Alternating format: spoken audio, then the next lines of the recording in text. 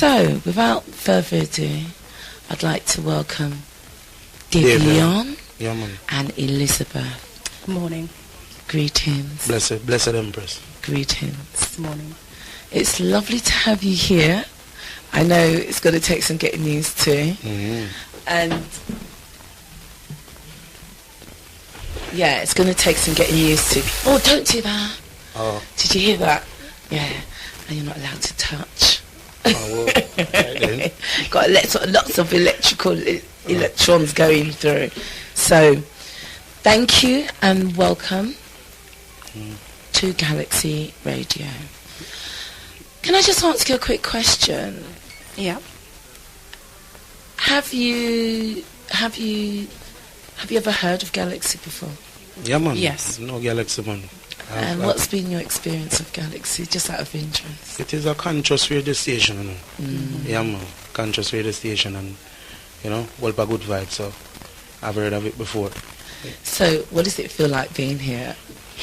This is my first radio talk and radio interview. So it feels strange. Does yeah, it? man, it feels real strange.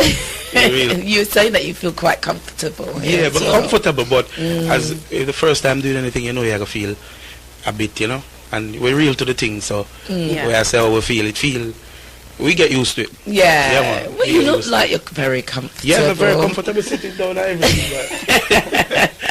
Environment comfortable. Well, give thanks, and I'm glad you're enjoying the space. Yeah, man. Because one of the things that we here try to do, or ensure that we do, is that we constantly try to give out a message, information, be that visually or orally, and spiritually. So, we're good to know that we make an impact. Yeah, man, you do. Yeah, Galaxy's been around for quite some time. And it's very much a fabric of the community. There are some, I had some individuals come into the shop this strong, and they were saying how, they had only been listening to it for the past 6 months, and they were saying, wow, it's just opened up their awareness to a whole other section of the community, and they're plugged in. They said they're plugged in, and they're going to different events. They're being to one of Prophet Newton's events, and they're saying how they've just had access to a wealth of information and individuals and seminars and talks and cooking workshops and shops and events, and they're like, wow, So it was just nice hearing how the community engages with the works of Galaxy, and bearing in mind that Galaxy, it's not just about us here at Galaxy. In actual fact, what makes Galaxy possible is the listeners, people like yourself, definitely, that plug in. Definitely. Yeah. So, give thanks to all the listeners who regularly call into the shows, who are silent listeners. I want to just rise you up and give thanks to those that are listening in the UK, Sierra Leone, all over the globe. Because remember, you can get us on if you tune in to /Galaxy Afui, you can tune into the World Wide Web. So if you're in Africa, welcome. Greetings. If you're in Asia, I know some of my brothers and sisters are down there. Welcome. Greetings, blessing. If you're in Australia, I know some of us is down there too. Welcome. Global. Well, if you're all over Europe, we are global. So we know that there is a works that we are doing, and it's far-reaching. A big special welcome to all of those in the Caribbean. Caribbean. So, welcome. Blessed. So, back to my two wonderful guests. I'm going to give a little story as to the context of this story here. And before doing so, I recognize that in your book there are caveats you know, and I think it's quite interesting, and this will give you a clue as to what the subject area is about. But it's, for us here at Galaxy, we take a neutral perspective. So when we invite people from the community to share his or her story about whatever particular incident or event that had taken place, we remain very neutral on how we put the information out there. So just to let people know at the top of the hour, and we are neutral. What we have a commitment to do is to put the information out there, research as much as we can to get to ensure that the information is authentic, but where possible we put information out there. And so we recognise there's a huge responsibility around that. So in saying that, you know, that's our viewpoint. So, you know, one of the things that I recognise about our Galaxy listeners, they have very inquiring minds, and, you know, people, you know, we like to say we ensure that we listen with our third eye, you know, and ensure that we are able to have a very good broad perspective on things, so that we can take the information. We don't try to understand, but we try to develop an overstanding, you know, and we know that's the perspective that where we're coming from. So how we met, I was going to say, I when I was looking at that, I was going to say we met by chance, but was it? That for me is the question, was it? And how we met was that I had gone into a shop and I was talking to somebody. Someone had said that, oh, your voice sounds familiar, and they said to me, I know, you work for Galaxy. And I was talking to this individual and saying, yeah, and they were telling me about, you know, their feelings about some of the shows and how excellent they felt that Galaxy is. And it was sometimes I get this, sometimes I go somewhere and people might recognise my voice, and they might approach you, and it's so lovely because people tell you about what they think about Galaxy and how important it is. And it's then when you are talking to the community, you recognise the magnitude of what you are doing, and that is not just about the individual, but it's about the whole of Galaxy.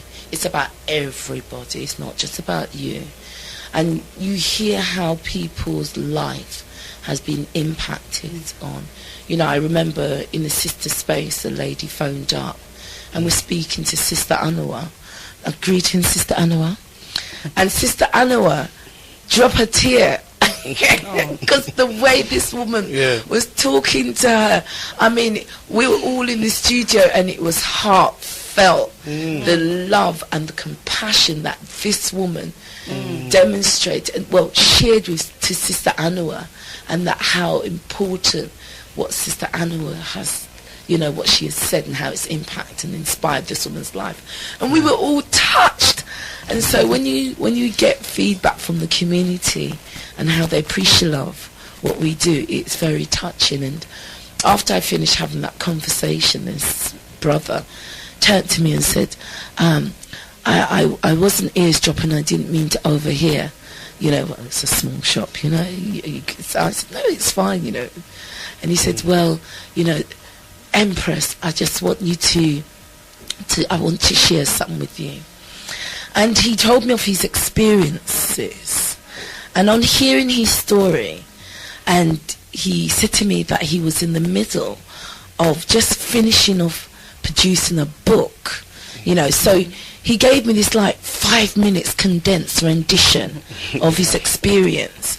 And then the next thing you know, he turned to this computer, turned the screen to me, and he clicked on this thing. Look, Empress, see, I have my things, you know, ready. You know, I was just trying to get hold of the publisher, the reader, but, you know, and my pressing, my clicks. As he said it, same time, I saw I saw the book front, and I thought, weird. So, okay. And the way it looked, it, you know, because it had like a scale of justice kind of tilted on the thing. So, so all right.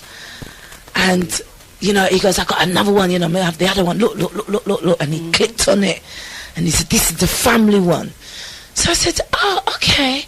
All right. You know, as you do, because you don't know where it's going to lead to, you know. Metford Chatham, big something boss batty. So, you know, greetings children, I don't want to get too rude. Anyway, so I said, oh, all right then. So I exchanged numbers with the brother, and I saved his number, and I said, you know, can I get a picture of you? And he turned his face, he said no. By that time, just click it. Yeah, man, and I just got this, I just got the side view of the brother's face, and I said, yeah, that'll do. You know what I mean?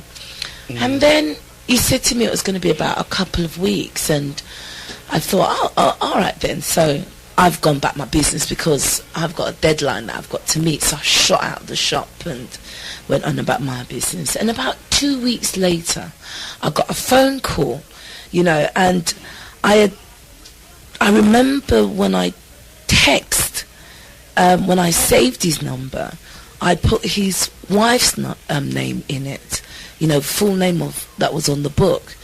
And I made a conscious note of remembering the wife's name because it was an old English name, Elizabeth, you know. And I looked on the brother and I said to myself, Elizabeth, okay, I wonder where she come from, you know. But I'm thinking, well, you know, they used to name us all sorts of names. So, you know, I just remember clocking her name, but not really his.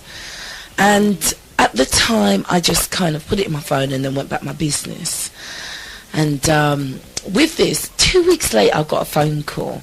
But I was in a meeting and I saw the number come up, but I couldn't take the call. And when I checked my phone after the meeting, I saw, I didn't even remember his name, but I saw Elizabeth. And I thought, oh my gosh, that's that brother. But, you know, I was rushing and going on to something else, so I didn't even get to call him back, right?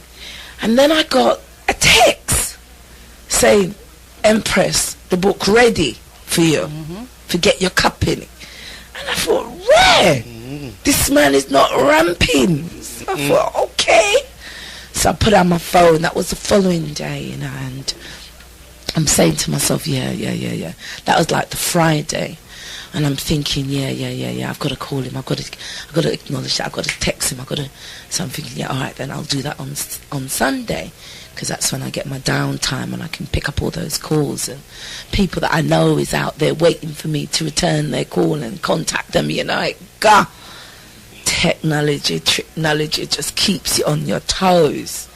Anyway, with that said, it was Sunday, and Sunday morning come, and my friend contacted me and said, yo, sis, I need you to do me a big favour, you know. Can you reach down my yards? And I said, oh, okay. It was impromptu, you know. So I said, yeah, all right then. I'm got to get to Greenwich. And greetings, my brother, Roger. How are you? I hope all is well. Greetings, Sharon, his good wife, and his wonderful children. And it was his strong, and, you know, it's just an impromptu kind of unplanned, structured meeting. I know that I had to go to my brother's things, and when we finished having our lunch and chilling out for the day, then I was going to make it up to my friends. So with this, you know, my son will get in the car, and I said, listen, son, I've got to divert and go, sir. And he said, yeah, not a problem. And he's driving, and I'm sort of kicked back and cruising with him. And we reached at my friend's, and as I got out the car, yeah, and my son's parked in the middle of the road, you know, quiet residential area, you know. And I got out of my car to kind of check it was my brethren's yard, you know, because I'm going to knock. But I can see he's coming out same time. This car pulled up alongside at me, along our car, and said, oh, are you? with this, my man turned to his wife and she handed him a book. He said, pass me a book there. And he took the book out of the back seat area and just went, so when I look, it was this man. I couldn't believe it. I thought to myself, wait a minute. He had no idea that I was going to be here. Couple doors down from where I live, you know? Right around my yard. I couldn't believe it. My friend phoned me and said, look, do this for me. And I said, yes. That was the Sunday morning. It wasn't like something that was planned. Same time as I come out to go to his yard and come into my car, you pulled up. And then we stood there and reasoned. In actual fact, we just knew it was the Creator's work. Yes. Non-coincidence thing. It was ordained, you know? It was ordained. Yeah, man. I was just gobsmacked. My son and we started, because I then started to tell my son about the story, and we just stood up there like, wow. And you just looked at me and said, Ayo! And I said, oh my gosh. And I was just saying to you, do you know what, I'm going to fight today. Yeah, and that was it. The rest is his story. Yeah, man. So I'm going to... So for me, there's a need then, a duty to put this story out there. Make of it what you will, listeners. But there's a very serious nature to this story. And you don't know how me love to laugh and joke and rare. But there is an extremely serious element to this story. And... you know, yeah, and I suppose I'm going to leave it at that. The circumstances that transpired as a result of this is not a nice one for you both. You have both been married now for 12 years, and there's a need for this story to be out there, and you've had your trials and tribulations. Now, I'm going to read your caveat, and I suppose in some respects, the reason why I'm going to read it is I think it's about recognizing that everything is within a context and a backdrop. In these political correct times, one can be accused of all sorts and manner of infractions upon the public or the state when you attempt to highlight any form of injustice that is experienced by yourself or others. Therefore, to avoid any misinterpretation, I think it's necessary to include a caveat. In this book, any reference that is made to particular professions, whether it is lawyers, judges, prosecutors or police, is not intended to mean all and every single member of that profession, and in fact means each and every rogue in particular profession. Now that's quoted from out of your book. That said, the circumstances, as I said, Galaxy takes a neutral ground. But the circumstance that resulted in you writing this book, called Balancing the Scales and the Family Just Trick System. Now, I have to make it clear to them, it's two separate books. Balancing the Scales, the Criminal Justice System, right? And the Family Just Trick System is two separate books. But the one that you've just written now is the Balancing the Scales. The Criminal Justice System. Criminal Justice System. Yeah, because we need to balance the scales, you know. And so it's who feels it knows That's it. Okay, is this a self-publication? Yeah, man. Excellent. Definitely, because Babylon don't want to publish this themselves. You know? Yes. You know, the system don't want to give it advice for so we need to say. You know. So it is very important that one do it for themselves. And so it's about being self-reliant and ensuring that we can do for ourselves. Marcus Maslow. Definitely. Exactly. Okay, so this is your quote. You were ambushed and your 4 children kidnapped and unlawfully held by the Royal Borough of Greenwich. Yeah. Definitely. And so that's what's happened. That's what happened.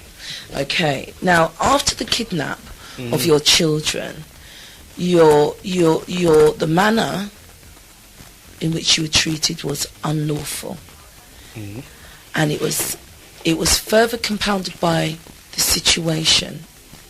Well, for clarity, what happened is after them take them unlawful action, and what would I like the listeners to understand is that there's a clear difference between illegal actions and unlawful actions. And when the state, we explain that further on the show, but when the state ambush me, for come kidnap me with them, because essentially that's what they have done in law and in every sense of the word, so when they did that, they had no regards for the well-being of the children, no regard to the well-being of our family or anything whatsoever, and when them do that now, because as we say in Jamaica, we're gone by the morning, can't go good evening.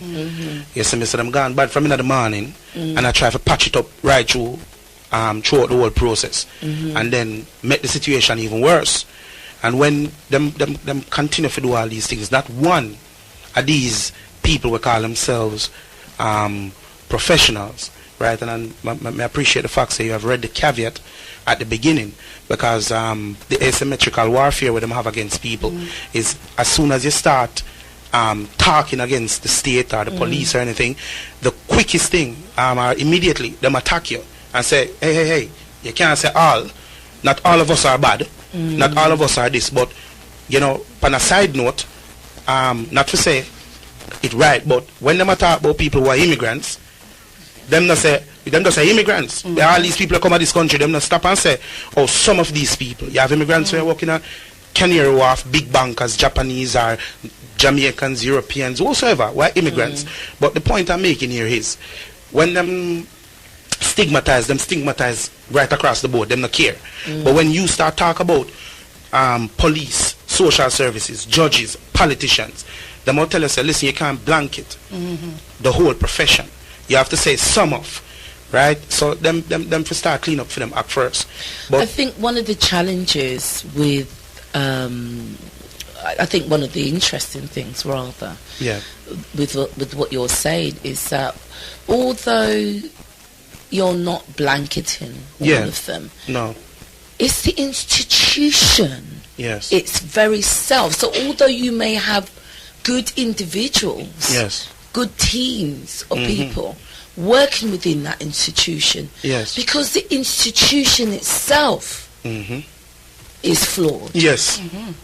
You're compelled, almost forced to do wrong, and an injustice those who ends up. Those who occupy them seat there, because what we normally say in the family book, as I've said, these institutions, I say, I agree with you, right? These institutions have been infiltrated, right? All that exists now is just the logos. The company the whole company has long been closed. It's just the logos that exist. They have been infiltrated by scrupulous people, posing as professionals, posing as having people's best interests at heart. I always say they should move it from the heart down to the pocket, because that's what them have the people interest. Now, let me stop you there. Okay. Your book, I've had the opportunity to read it cover to cover. Blessed Empress. And I kind of want to work from the book outwards. All right. Now, I've got... So I'm going to work from the book outwards. Yeah, man. Now, I've got a caller coming through. Caller, can you just bear with me? I just need you to tell me why the cover? Well, why this cover? Why this cover? I was sitting here thinking, what am I going to call this book? How can I, put it across to people, out there in this world? So, I'm going to stop for a second and I think, well, everything stuck up against the little guy, the layman, the man in the street. Him are the last to know about any big changes or anything. So I say I can start out, I want to balance the scales because there's no balance. And ironically the court use scale too. And this is a law, it's about law, it's about helping the layman. So just there, this book that you've written, what was your main purpose for writing this book? Oh, well, when you word it like that, my main purpose for writing this book is for alerting people and helping people. My vision is to help people because quite often them people not getting help, and when the system ambush them not getting help. Me directly write this based upon my experiences of what I have been through. Right? Me don't want it to really, as I've said somewhere in there in the book, I don't want no one to really go through what I've been through. A lot of people going through a lot of things every day that the system targets them, especially young black youths, but more increasingly now, everybody, white, Asian, everybody, them going through a lot of pressure from the system, and it's because of being unaware, not knowing, right? And the system plays upon that. And when I say the system, there's many aspects to the system, right? And it's quite sparsical. But we talking about the criminal justice system. This segment and this, what would I say, this octopus with the tentacles were spread out, And nobody is like people powerless against a system which was supposed to be built for us. So that's my purpose writing this book. My vision is helping people to have a little say, have a little chance to stand up against, some crooked police. If the crooked police if them encounter rogue police, them better the term rogue, but me say crooked. You see me? Because them not straight. So when them come up against these crooked characters, them can know them rights and assert those rights, and not feel afraid or fearful, of these people because not knowing.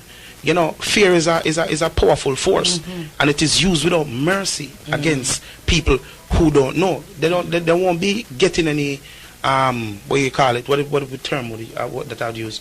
They won't be getting any leniency from these people anytime soon. So that's my, in a nutshell. I'm not go on for a long on that, but that's my purpose writing this book, so people can get the help they need. And too much people afraid for talk. Them afraid for talk, and when you're afraid for talk, these lawyers were out there. Them not help the people. Them help them pocket. You see me? And people need help. Okay. One of the things that I picked up in your in the book was it's very much about your experience, like what you both have been through. Yeah. And I suppose it's almost, I would say, about your reflection on how the system has I would say, what was it? The term that you use has ambushed you. Yeah. And how you've organised the book, interestingly, is that you've looked at some of the judicial system. Yeah. Some. You haven't included all, but just what you've encountered. And I'm going to start with the first, asymmetrical and word semantics. One of my favourite. Yeah. Do you want to go through just a couple of them? Because I kind of, let me ask, what do you both do for a living? Well, right now we're business people. I know we're right, and now the writing is our main focus. Me, I'm a part qualified accountant. And from Jamaica. Well, me instead of Jamaica, me is a teacher accountant as well. You come here and... What part of Jamaica you come from? Montego Bay, no. Okay. Yeah, man, I come from Montego Bay, man.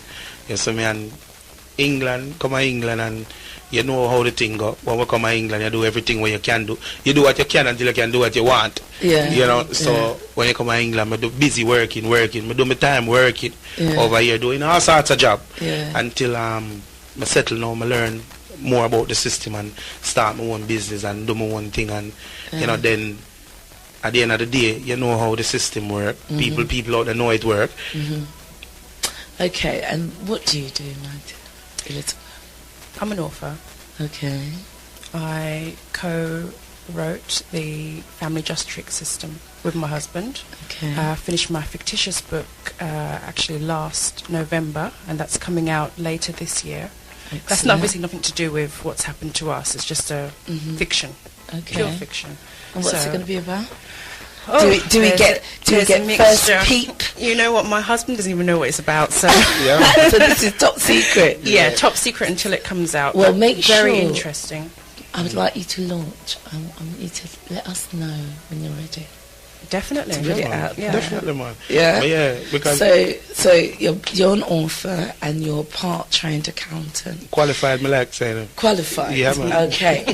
What's interesting about this information is self-taught. Yeah, man. And often the lessons hard learned are ones that you've had to teach yourself. True story. So what I like about this book, it doesn't read like a law manual. And if I can interject, Empress. Yeah. Empress, I tell you, this as simple what I did, and I spent £20,000 buying law books.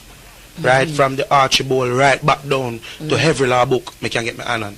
Right? Well, in England, £20,000 to buy you much law book, but it buy you a lot. Right? And I spend my time reading through them, right through, teaching myself, as Mr. Me used to teach before. So my grasp the thing quick. Yeah. So you got that. So for me, it reads comfortably.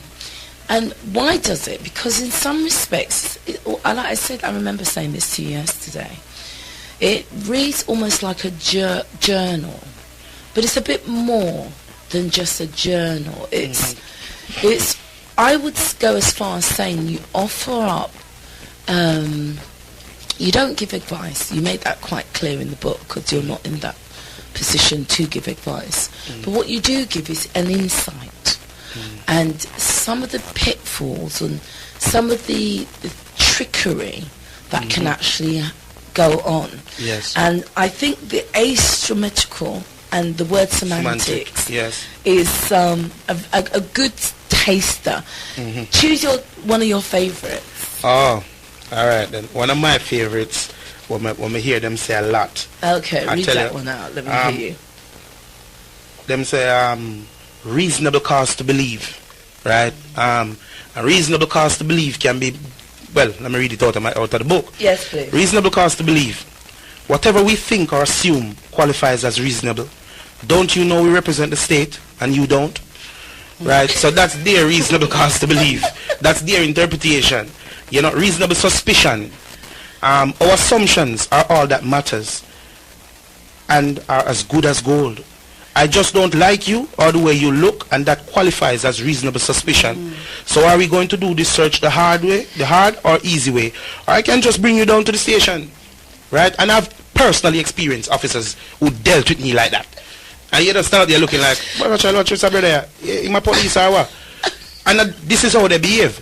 Yes. Do you know, I found that so funny when I read it. I thought, but wait, that's how it's almost like that's the invisible message. Yes. That you are picking up. Here's one that I like: imminent risk. Yes. Read that one. Oh, imminent risk. I'm a professional, and I work for the government. I can deem anything or anyone an imminent risk. You asking me all these questions about your rights display to me that you are a definite imminent risk, as your brain seems to be working. Yeah,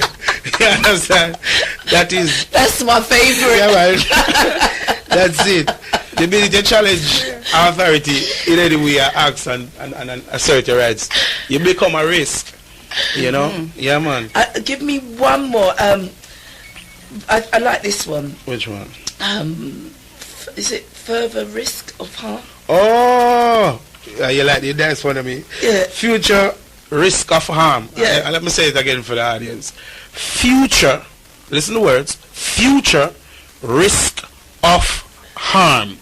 You know, hear what them say about them future risk of harm. You know, we have to feed all these professions relying on us. So we have to generate constant business. Even though you or I don't know it, you might cause harm in the future. So why not just let us start making money off you right now and not give you the benefit of the doubt? Now, that for me is the underlining core.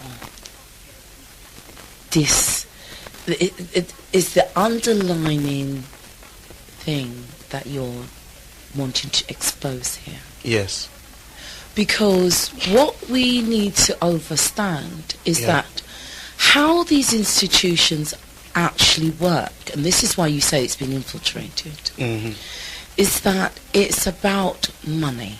Yeah. How can we 100%. keep our structures and our systems in place? Yeah. It takes money.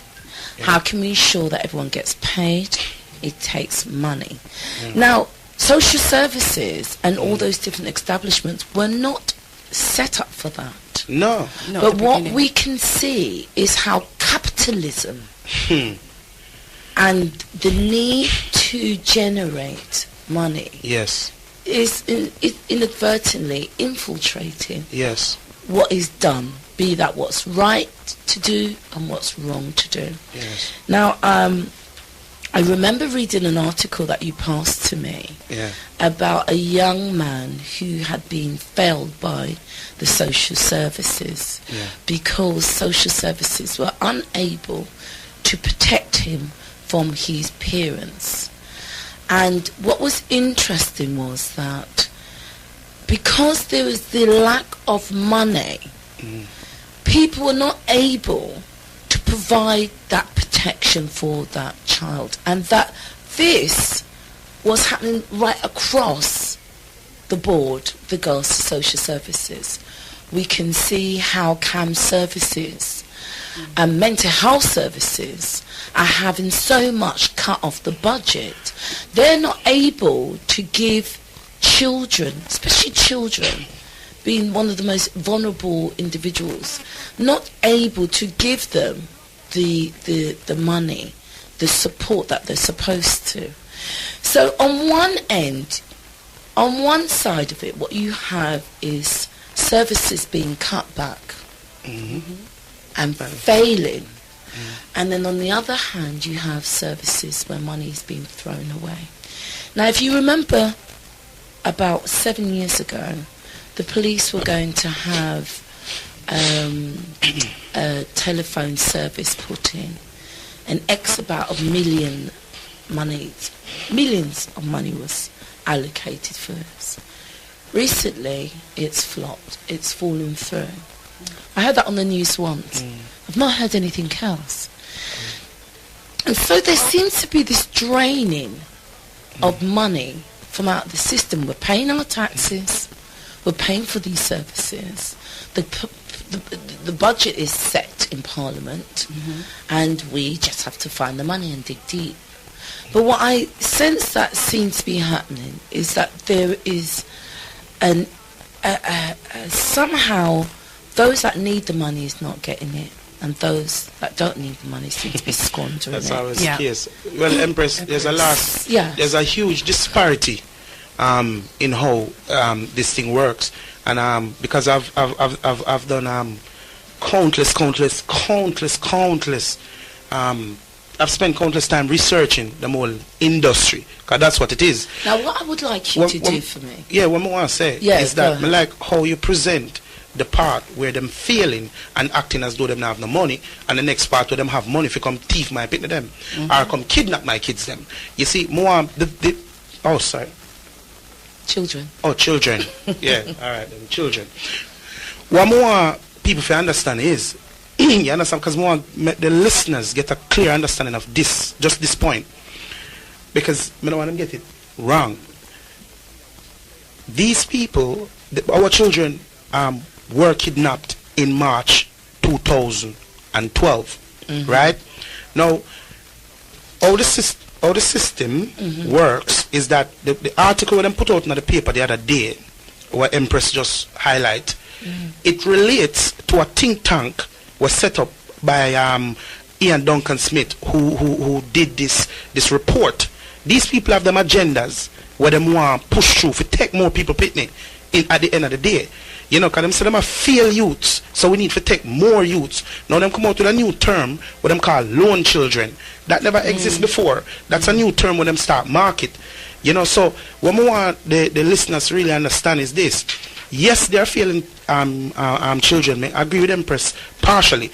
They are failing the youths them and claiming to them to have no money on one hand, and on the other hand, them have billions for throw at another service. So my understand it's just political posturing and maneuvering at the expense of the youth them. At the family. At the family of the families. At the expense of the family. That's it. And so when we begin to unfold, when this story begins to unfold, one of the things that I recognise when I was reading that article, I just think there is a lot of lessons to be learnt. Yeah, and one of the things that I picked up from your book was there doesn't appear to be there doesn't appear to be a system in place that allows those that have experienced injustice in engaging with that system.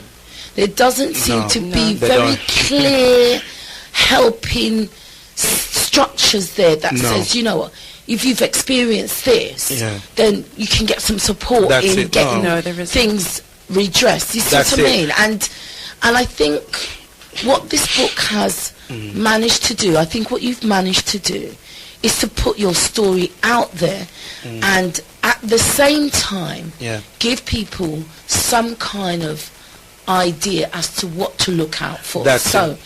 Let me ask you now.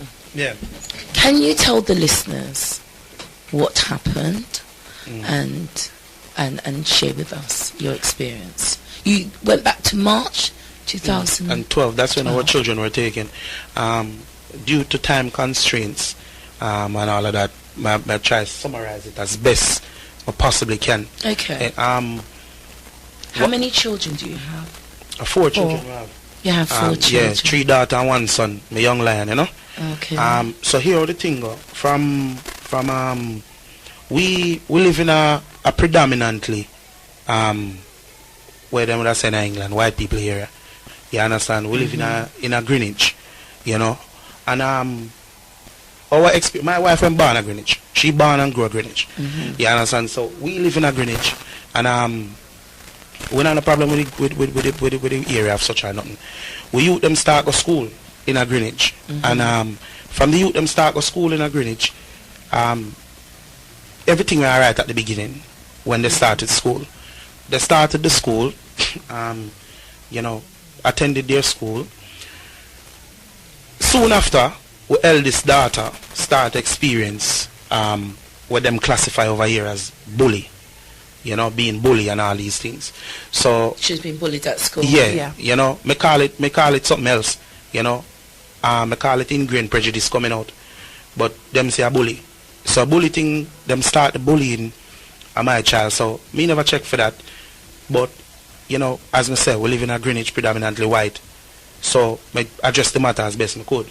Now, what started this whole situation now with us was at the school where my daughter attend. One day my wife turned up at the school. This is way back in 2010 now we are talking about. My wife turned up at the school, see our daughter, our eldest, standing there in the school with a teacher, with another child, with her parent. Now, the parent, what the child, it's irrelevant to race, but me have to say the race, because I think it has something to do with it. It was a white child with a white mom, with my black child with a white teacher. And she was standing there by herself crying.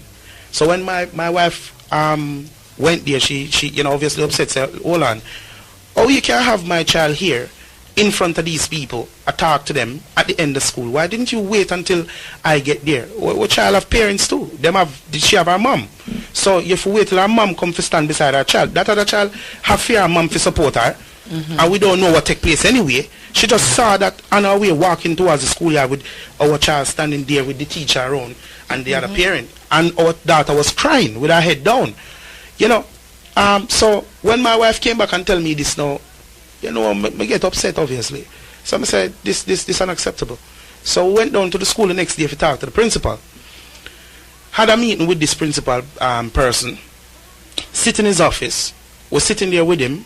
May I tell him, say, listen, what your teacher did yesterday, unacceptable.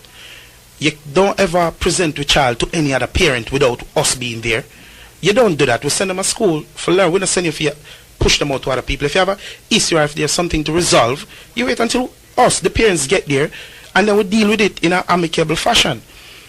This principal was very defensive, you know, and the child was sitting there in the meeting. So, you know, you control yourself because them like accuse we of being aggressive.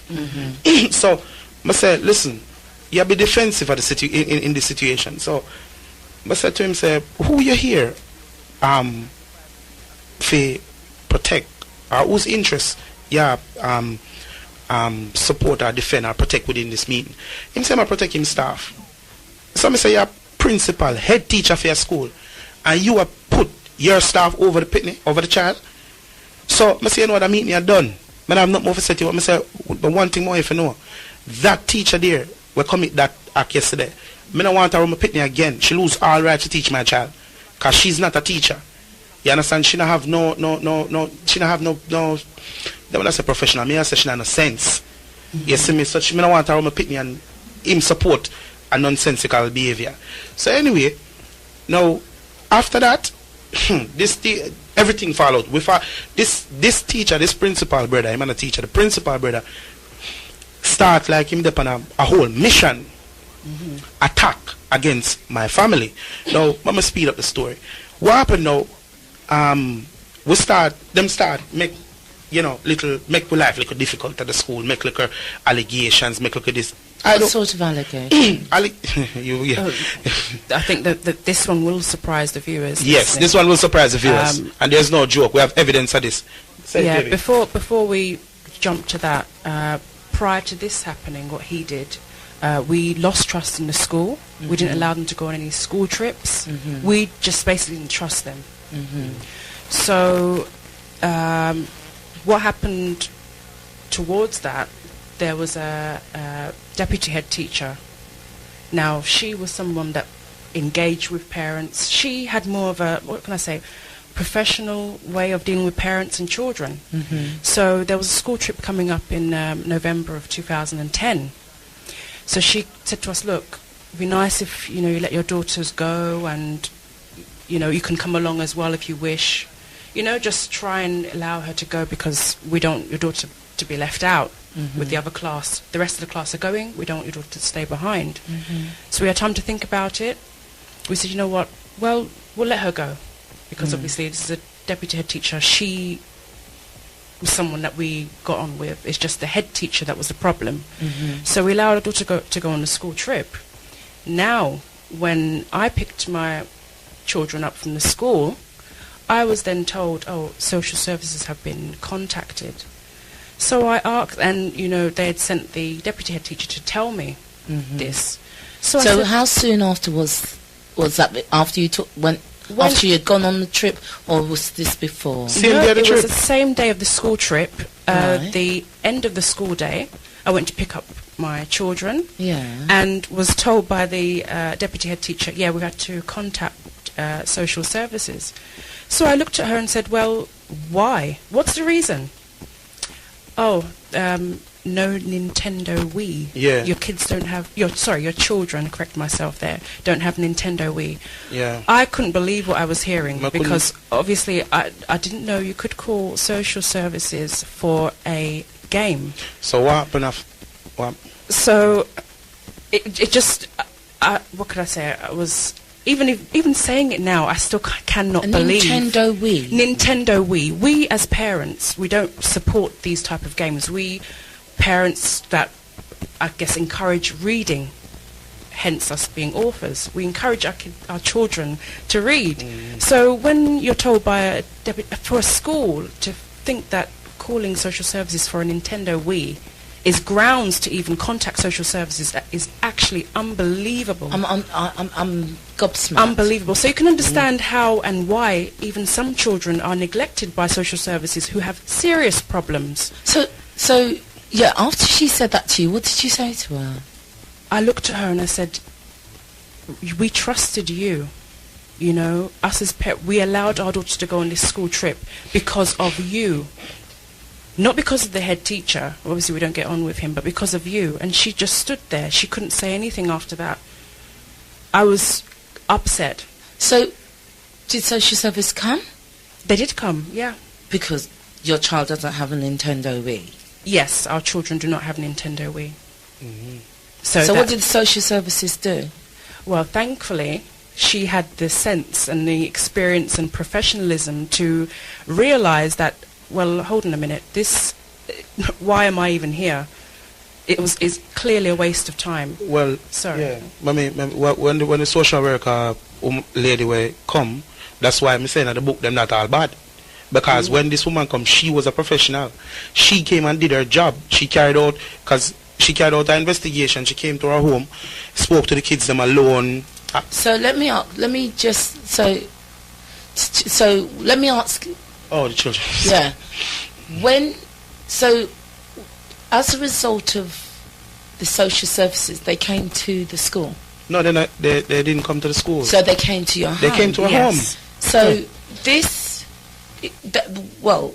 the fact of the matter is they contact social services. Yes. Social services then contact you and came and paid you a visit. Yes.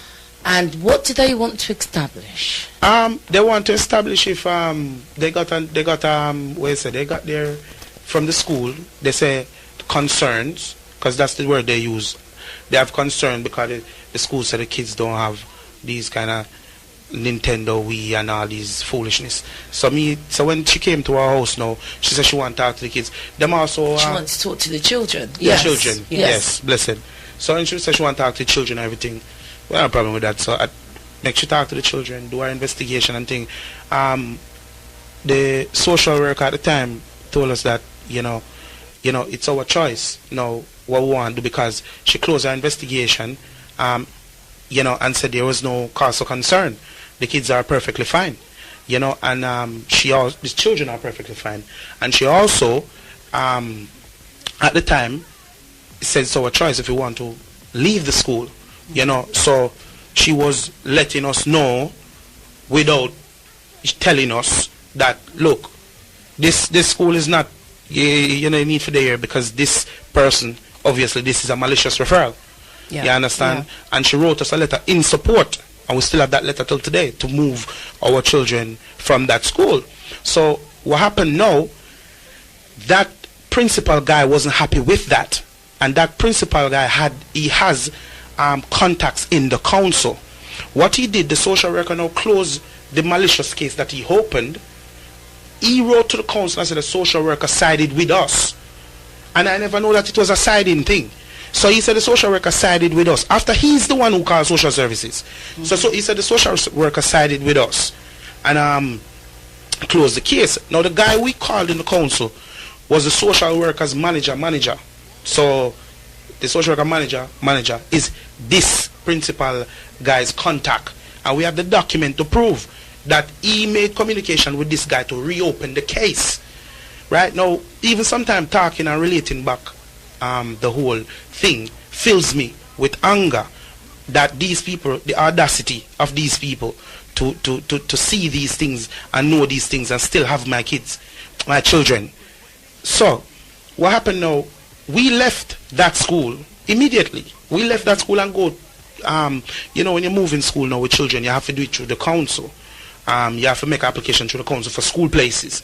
That's how the system works. You can't just go to a school unless it's a private school. I assume I've never been through the private school system. But if you're making an application to a school, you have to go through the council. I think private school is the same thing too. But anyway, that's not the point. We left school. We left that school and went to another school in the locality, not too far. Mistake. Because what that person did, he contacted his contact in the council, and his contact is the safeguarding board coordinator for the entire Greenwich. And this man has never met me before, But in his communication with this person, he's saying, oh, I'm not a nice person and I'm not a pleasant person. I think that's the term they use. Sorry, can I just clarify? A safeguarding board coordinator is an individual that trains head teachers on child protection. Related matters and all of that. So this person was well positioned in the council to cause havoc, and he did. So when we moved to the other school, unbeknownst to us, they have already issued this. Now what we are telling you, we haven't found this out until after March when they kidnap our children. You know? This is the background story. So when we moved to the new school, we thought, yeah, finish old school, done. New school now, fresh start. No. They had already told the new school to start monitoring us based upon that principal guy from the other school and his friend in the council, his safeguarding board coordinator friend. So we are now at a new school not knowing that we are under surveillance. We're being monitored. Even though a social worker, a senior social worker, at the time she said she had 28 years experience, did our investigation and closed the case. Right? They reopened it. The principal guy who is not a social worker, has nothing to do with social work, got his mate, because that's basically what it is, to open the case. Okay, so you're now at this second school. Yes. Yes. Now, how long? I know you said some of this is happened afterwards, when you found out. Yeah. But how long between you leaving the school and going to the new school did you start to get problems with the new school? It was immediately, you know. Yeah, it was shortly after our children started, Yes. because they started in 2011. Yeah. And issues started from a few months into them beginning. Right. So how many children you got at the second school now? It'd be 3. So you had daughters. 3 daughters at that school. At that school, yeah. At the second school. Yeah. So what happened at the second school that led up to them finally being kidnapped? Yeah, the second school, always we notice the actions of them. My wife has wonder, what's wrong with these people? What's the problem in terms of how them are related? It's a new school. Now, I know that schools communicate, but the new school, we already made clear our experiences at the old school, and we're not interested to go back down them road. So first start. So what's to happen? They start like calling you for meetings, as they do. Oh, your child said she heard a sound. I can remember this one potently. Your child said she heard a sound, slap, bang, wallop.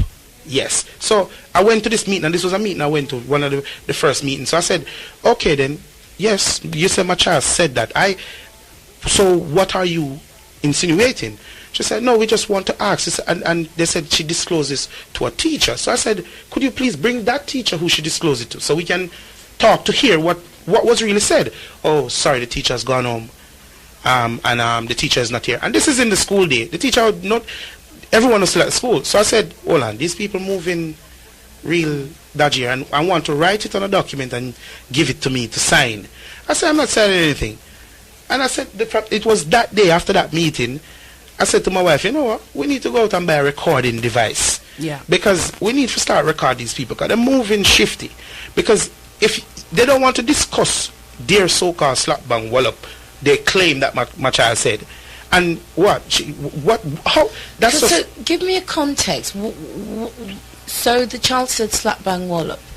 That don't sound like grounds. Well, so what if the child said when? But this is what I'm saying. There's no context. This is how ridiculous they're trying to behave. So the teacher says they're claiming that your child said you heard she heard something. Slap bang wallop. Yeah. Well, where was the slap bang wallop? They refuse to say any of that. Was it in our house? They don't give any information. What they were trying to do is say that, and you fill in the blanks, or yes, you try to fill in the blanks, or you try to argue that statement. Yeah, you're correct. I mean, I think what they were doing is to try and get us to sign these documents, and then hopefully pile them up and then use them. Yes. At a later date. Okay, well, let me say this. I struggle with this one here. School phones me up and says, oh, Sister Jahsunra, you need to come into school. Your son's said that he heard slap, bang, wallop. Yeah. My response to the teacher was I'm going to ask, what are you talking about? Slap, bang, wallop, what? That was my similar response. Oh, well, you need to come down to school. For what? Your son said slap, bang, wallop. What are you talking about? That's exactly what we said. So what would they require you signing? Record of that meeting of them telling you that. Right? But okay. Yes. So what happened after that now? So what happened after that? That was when I said, listen, you So you got a recording device? Yes, I bought a recording device because I said these people behaving so ridiculously. After you got the recording device, what happened next? Meetings stopped. They don't want to have any meetings after that. So what started happening after that is with kids just going to school, no issues, no meeting anymore after that. After recording device, no more meeting. You know, because they are aware I have it now. I tell them, look, I have my recording device. Whenever you want to have a meeting, just be aware that I'll be recording. Yeah, they were uncomfortable. They were very uncomfortable. So the recording device stopped all meetings. So we kept that in the car just in case. Actually, we never got to use it because I didn't want a meeting with that. So anyway, we're there at the school now. So we were start feeling, yeah, good. Get you off the back now with all this foolishness. Because that's what they were trying to do. And as I've said, some of the information we're disclosing now, we never knew at the time. It's only when they snatched and kidnapped kids we know. So on now to March, the 29th, yes, when they kidnapped our children. We arrived at school on March 29th when the kidnap took place. Only to be told by their teacher, now with that background I've just told you, we have no trust for none of them, for none of these people. So we were planning to leave out of Greenwich at that time to move away. The kids were aware of that because the children were aware of that, sorry. We had looked at other properties and I was planning to buy a house somewhere else.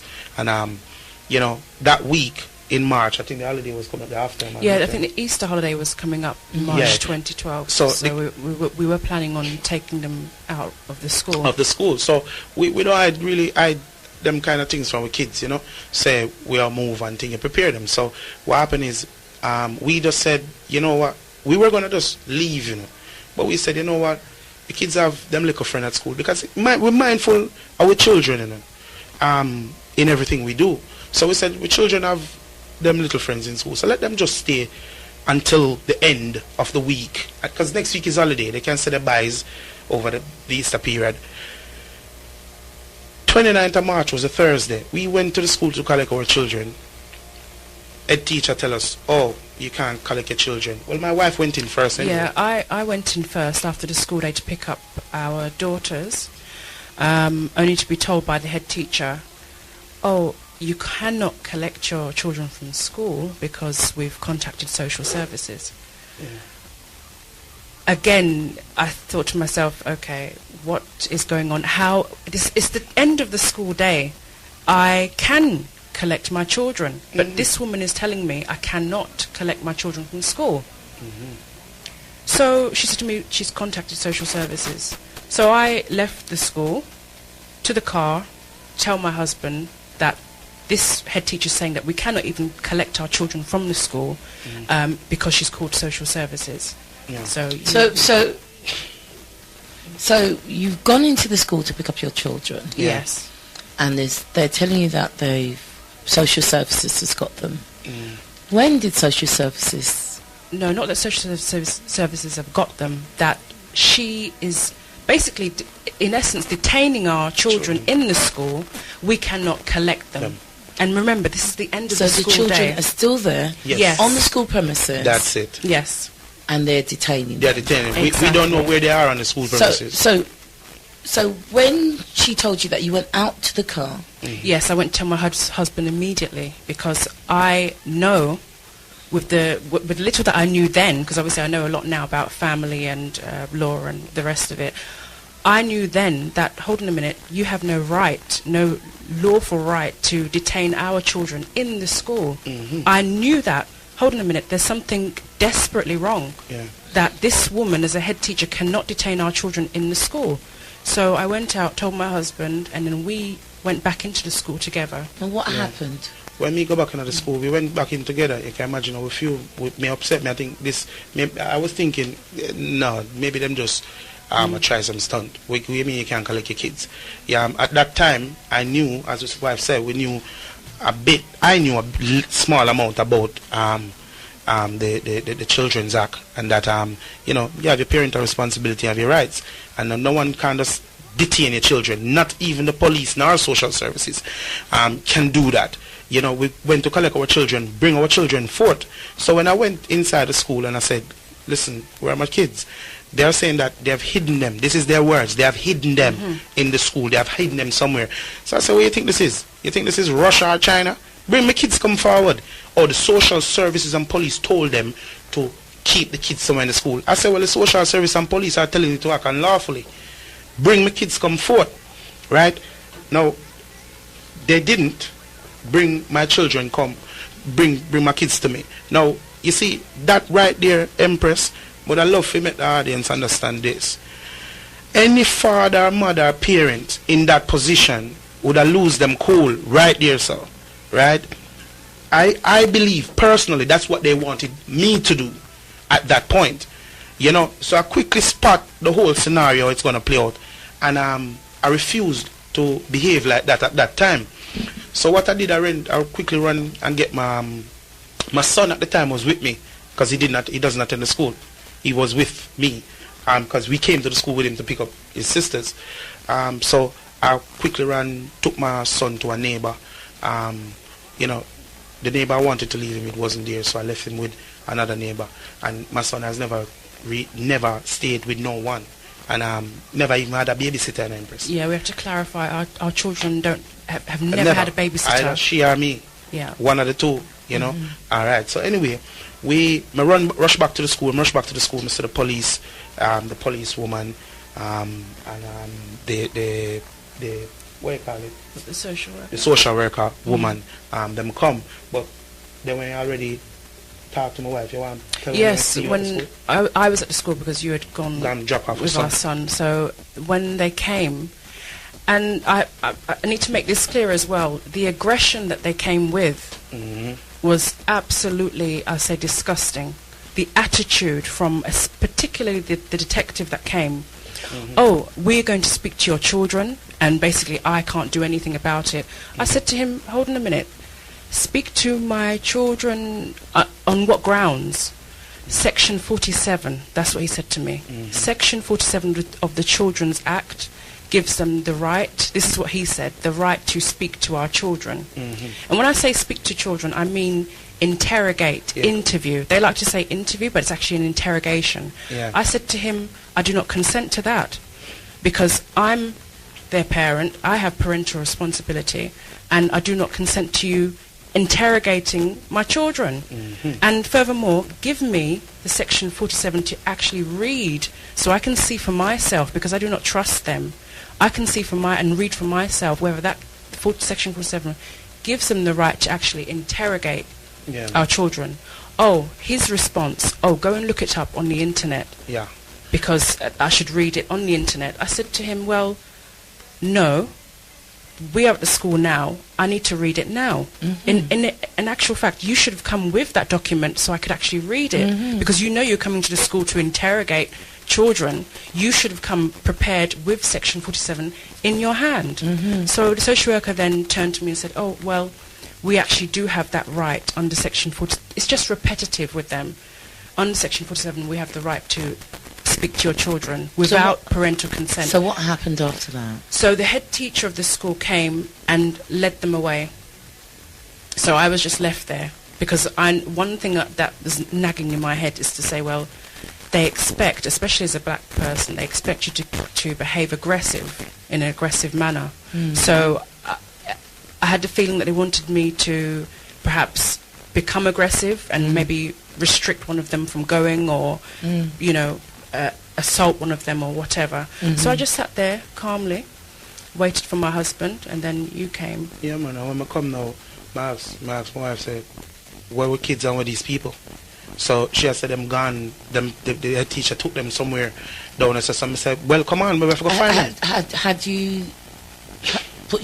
Had you seen them at all? No. Still hadn't seen them. Still hadn't seen them. Okay, so they took them off. Me start searching school to find them because me not stand up and wait for them come tell me or whatever. These are my kids. So we want to put my kids them. We want to have them. So I start look around the school till I see them down in one building. You know, and I see them down one building, one outbuilding on the school premises. I'm going to go down there. But when me reach a whole heap of police and a little bit of police. Enough police. You understand something? I think they did call a lot of police. They call police. How much? So, enough police. There were vans, there were cars. 20? Well, from it appeared to me like it was over 15, 16 police. That's what it appears to me. Right, Enough okay. and well a vehicle and things. So I think, what is? So anyway, we approached the building. Police and they let me in the building. The detective brother sit down, and him and the next one sit down. And I say, what, you know, what my kids? Why all of this? Oh, them will sit down. Then them one come say to me, you know, oh, we a disclosure was made and we just come to do we investigation and so luckily, very luckily, before I come out of the car and come into the school, I stretch past, cross over in my glove compartment and pull out my recording device. And I pull out my recording device and had it with me, so I'm going there with them because may I say something smell bad about this. So I have my recording device in there. I obtain all of them consent. I know why they give it now. They never think it would be in anything later. But yeah, that was the thing that sent the dagger in the heart. So I press the recording device, get all of them consent, sat down, start asking them, what is this all about? They refuse to disclose anything to me. Then back up a little bit with the recording device and I say what they wanted to say. Cut a long story short, me never know what happened that day. In the school, them still never told me the disclosure. When my recording device stopped, because mindful, it was the first time I use it. So me even not know if use it properly, I just press record and put it down, and then me start fiddle with it stopped. As it stopped, him say me arrest you. Fair assault. As the recording device stopped, him arrest me. When him arrest me, I say, up to now, you know, tell me, want to claim some my kids say, want to claim anything, what is? So them arrest me, them never arrest my wife, them say allegations made against me.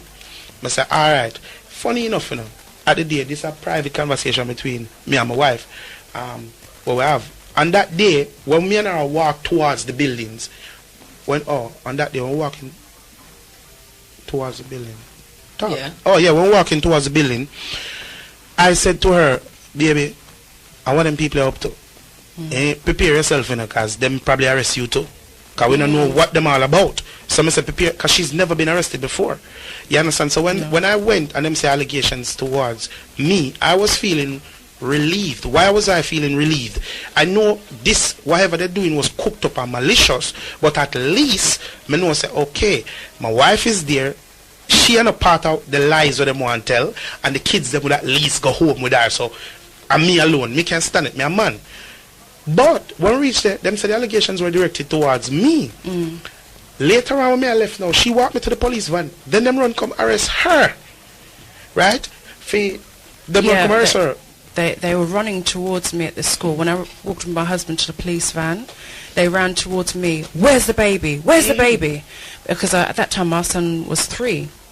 So he wasn't going to the school? No, he wasn't attending the school. He was due to start in October of 2012 nursery. He was due to start nursery. Yeah. So he obviously was at home with us at that time whilst our 3 daughters were at school.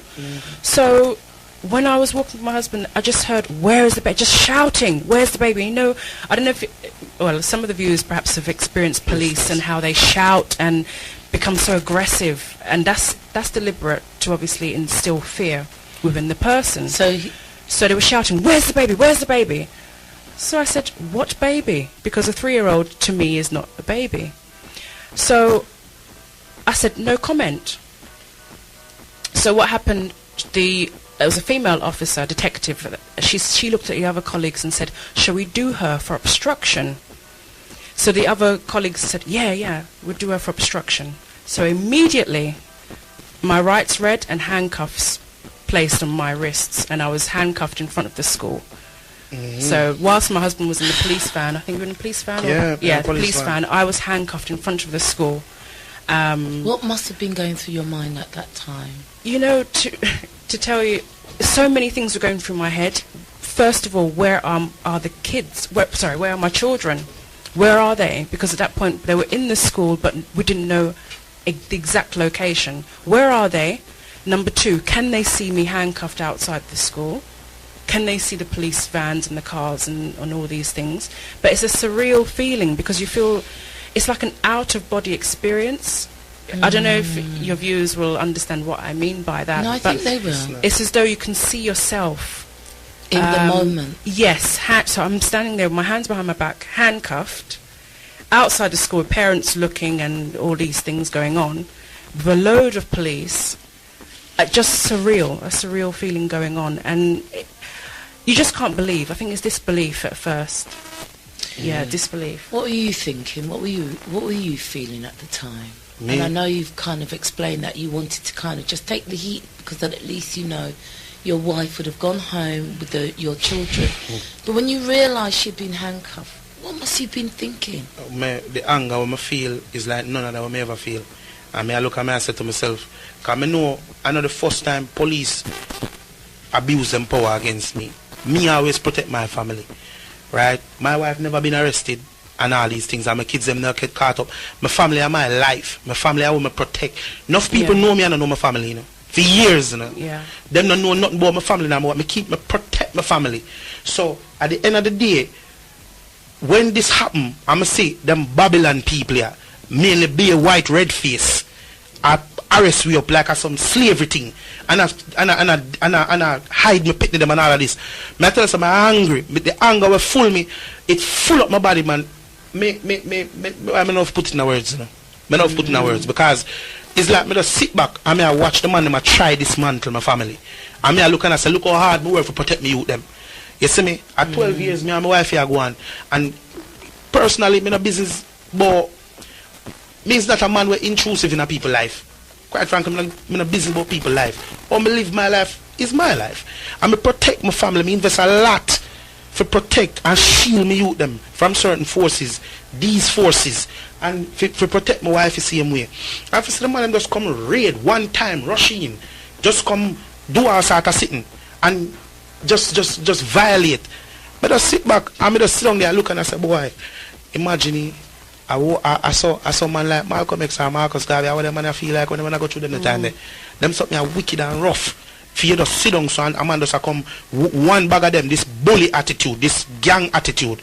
Because to me the police is a gang. Right? I mean I'm pretty up the thing. It's a gang them. Them just a gang in uniform. So basically you're me sat feel hurt. there and you're well. You see me? I'm sure there's lots of listeners out there that wouldn't even want to have to contemplate such an experience. So you've both been arrested now. Yeah. I'm assuming that you're either in different vans or you're going down there. Yeah, man. What happened at the police station now?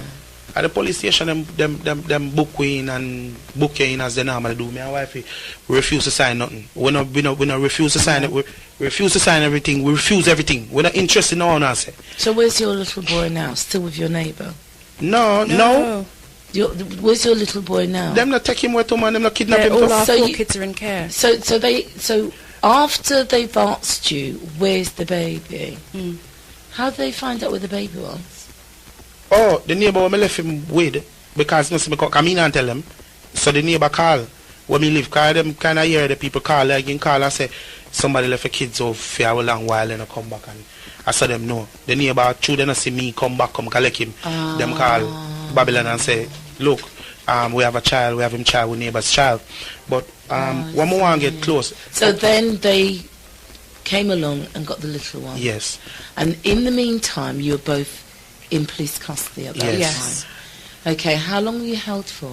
Just the night. Overnight. And then let go. What I want to clarify, and coming up on radio, my wife, these people like use term, children are in care. Me not believe in under them statement, so make it clear. Children aren't in care. My children have been kidnapped. Them not in no care. The care they were in is in my home. Right? And for all the kids them, these words they use, I'm a big on words. You can't come say you care. You understand? For people where you kidnap. No care, no did it. So, the statement, baby. So, for you, it's not about them being in care. No, they're not in care. It's about children. Yeah. It's about them being kidnapped. Kidnapped, and they have been kidnapped by the Royal Bar of Greenwich. Okay, so let me just quickly put things forward now. Your children are in care now, or they've been kidnapped, and they've been housed. Now, the case against you must have started soon after that. Oh, what a wonderful question. Yeah. No, it didn't. Like this is now we're more clarify now. We got to the police station. Me wrap that part up quickly. Got to the police station, let me out, put me on bail. My wife now, they try to get her to accept a caution for obstruction. Yeah, so what happened to me when I was in the police station, so bear in mind I was arrested on the 29th of March 2012, yeah? So I was put in the police cell, right, after they booked me and whatnot, and left overnight. Now, bearing in mind I wasn't questioned or / interrogated by police. I wasn't questioned at all. So upon leaving, they wanted to give me a caution. Now listen to this. When the policeman proposed the caution to me, he said to me, I have to say to him that I'll accept the caution and then he'll give me the paper to sign. I don't know if your listeners got that. So basically, in essence, what he wanted to do is have my consent that I would sign something and then bring the paper to me to sign. Do you understand? Yeah. So I said to him, well, hold on a minute. I'm not stupid. I know I need to read something first to make the decision before signing it or not signing it. So this officer said to me, I need to tell him I'm going to sign it and then he'll bring me the caution. I said to him, I don't accept your caution and I will not be signing it. So when I left the police station, they put bail conditions on me saying that I cannot, they put interfere with prosecution witnesses, also known as our children. That's what they made clear, that we cannot have no communication with them, directly or indirectly. Yes. And just to clarify for the listeners, police process and procedure, a little brief thing. It works like this: caution, arrest, interrogation, and then after that is either bail conditions, no further action, you get a date to go to court, or they can put people and return to station to sign or whatever. The important bit is when they arrest someone and take them to the police station, the purpose of the arrest is for further investigation. That's why they take someone to a police station to further investigate the matter, i.e. an interview in police station room, the custody room, the interview room. Now, they have missed out a crucial process. Now, this is not a procedure which is just a verbal or a can-do or a willy-nilly or whatever. It is backed up by PACE. It is backed up by PACE codes. It's backed up by statutes. It's a procedure that has to be followed.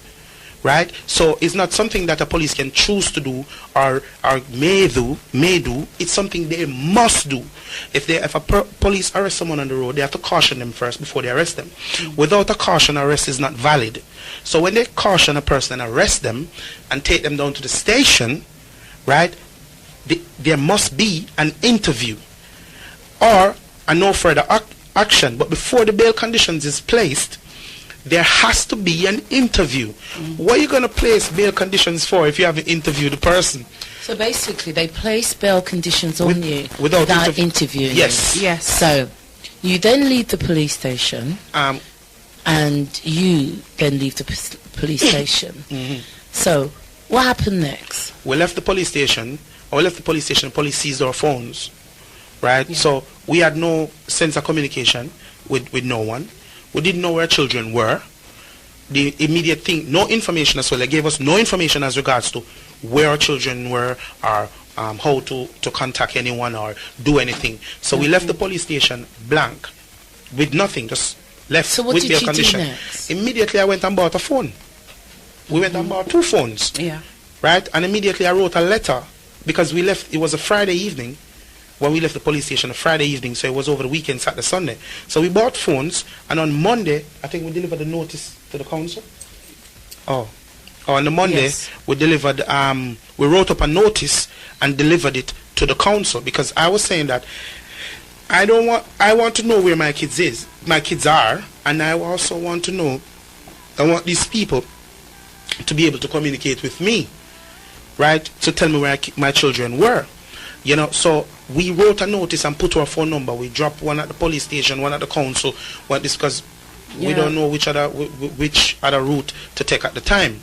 Now, what I want to do, in the interest of time, is to revert back to the school and the legal implications of what they did that day, right? So listeners can understand what they did and how far gone the actions that they took at the school that day. Number one, right, the allegations that they said, further we found out in the police station when I was in the interview room, right, they claim that my daughter was assaulted by me, and the assault that took place that they claim at the time was a punch, that I had punched my daughter in her face.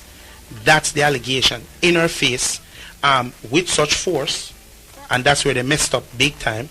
With such force, I punched her on a Saturday, and on the Thursday, the 29th, I punched her on the 24th, they claim, and on the 29th, her back was still hurting her, right? Now, that's their claim that they made.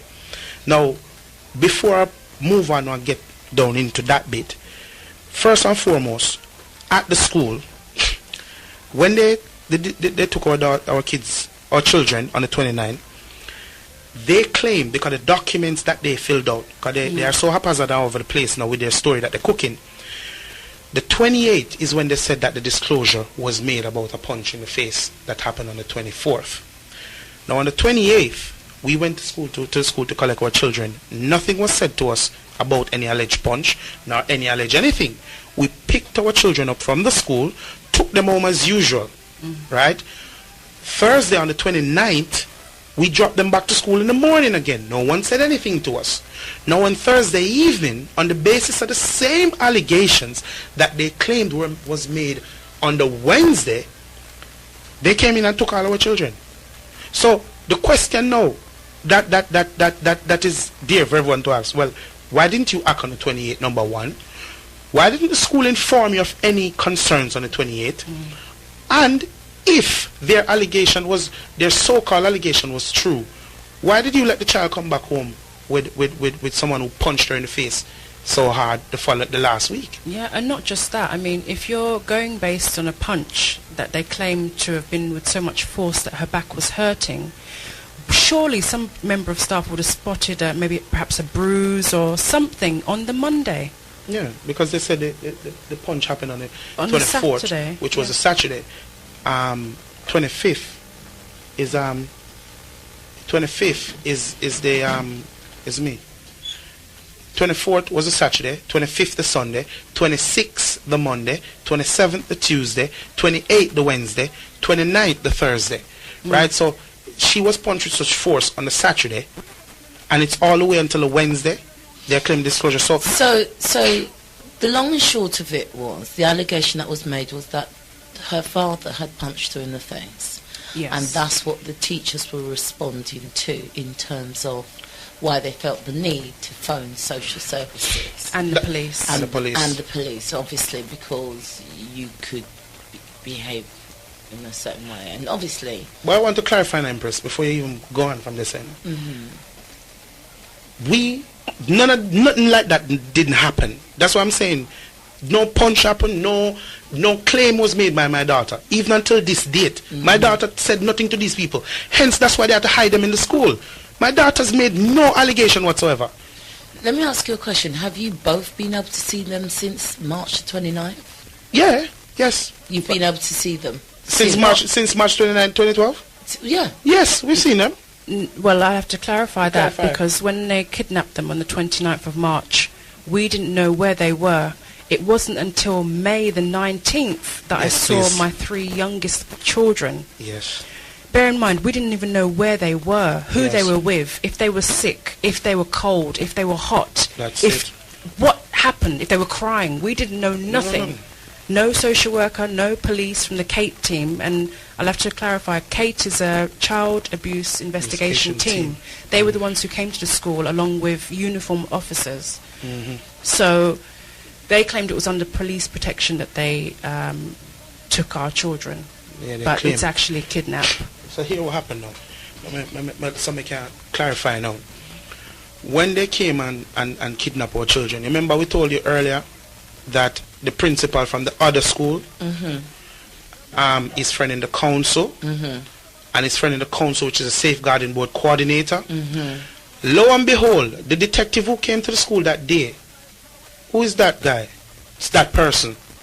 That person is the ex-colleague of the detective who arrested me. So the safeguarding board coordinator in the council and the detective who arrested me, they're ex-colleagues. How did you find this out? My own research. I found that out. And remember, this was revealed to me later. I didn't know this at the time. But for me now, what happened is when you find such drastic actions are taken, right, something must be wrong. When we were at the school today, the implications of these people coming to the school and taking the children is this. Number one, I think it is their own judge, President Mumby, who in his ruling said that no social worker and no bureaucrat has any authority to take anyone's children, right? Only the court can sanction such an action. You know, so when the social workers came to the school that day, first and foremost, the school committed a serious and lawful act by detaining and falsely imprisoning our children, hiding them in the school. When a disclosure is made, the correct process, as according to their guidelines, especially the London Safeguarding Board guidelines, if the child is a non-mobile child and makes an allegation of assault or physical abuse, a social worker needs to be called. This is their own guidelines, and the social worker, upon coming and attending to the situation, need to do an initial assessment of the situation, and after doing an initial assessment, then the social worker can make their own judgment and decision as to what they decide to do. What has happened? Ascertain what happened. Okay, greetings, caller, you're live on air. I can barely hear you, but greetings. Greetings. Greetings, Sister Jahsunra, and greetings to your guests. I didn't quite get their name, but... Blessed love. Greetings, Davion. Elizabeth. Sorry. Elizabeth and Davion. And Davion. Can you hear me? Yes, we can hear you loud and clearly. I want to say rise up to the couple. It's good to see a united, strong couple. Yeah. Thank you. Thank you, Empress. Because they always show us in the propaganda that we're not together and we're apart. Yeah, man. So you're a good example, and I use you as my role model. Oh. Thank you, Empress. Right? I like the fight. I've had similar experience. I'm not going to name who I am, but they never got my child because I smelt it. Yeah. Oh. Yeah? Blessed. I was concerned about... It's like they're taking your eyeball and they rip your heart out when they touch your children. Yeah, man. Real talk. It's like that. And the concern is not even about yourself. You're wondering, where have they taken your child? What are they doing for your children? That's all that's going through your mind all the time. Because out there, they're using this cover. They're legit. That's what they get. Yes, exactly. Yes. Yeah? Yes. But they're in disguise. Yes. Yep. Yes. What your husband said in the beginning about how they put these clothes on to say they're police, but they're really sick, insane people. And they cover themselves with all these documents and all these policies to do their dirty deeds. I want to ask you one thing. Yeah. When they took your children, did you find out if they were safe or anything happened to them? No. We didn't find out nothing. What happened is... Nothing at all. We didn't know where they were, if they were safe, who they put them with, Because remember, they're also known to put them with people who are convicted of certain offences as well. We didn't know where they were. Where in London, where in England, we didn't know. Yeah, man. You see, when them take them and kidnap them, might be great fear fill my body because we don't know where they were. And the worst thing about it for us is that we kids not used to nothing outside. You know, they never go through no kind of experience like that in no sense. And these people never ask anything about our children because our daughter, no, me not call her name for anything. But yeah, when our children has her skin, she get rashes and stuff. It's like eczema. It's like eczema, and she itches. You know, and if the environment is not clean, she'll itch. And these people told us nothing. And you know what they did, which hurt us, Empress. They took our children and we never know where they were and returned them back to the same school. Yes. Can I just interrupt? All of us, I'm thinking like you because I'm in your position here. You're thinking of all these little things. You're not all you're thinking about what they're going to get. Who are they going with some child molester or something? Exactly. People are running a business. Yes, my racket. And big money is to be made with this, especially within the fostering industry. For their filth. Yeah. Sis, do you have a question? Would you like to pose a question?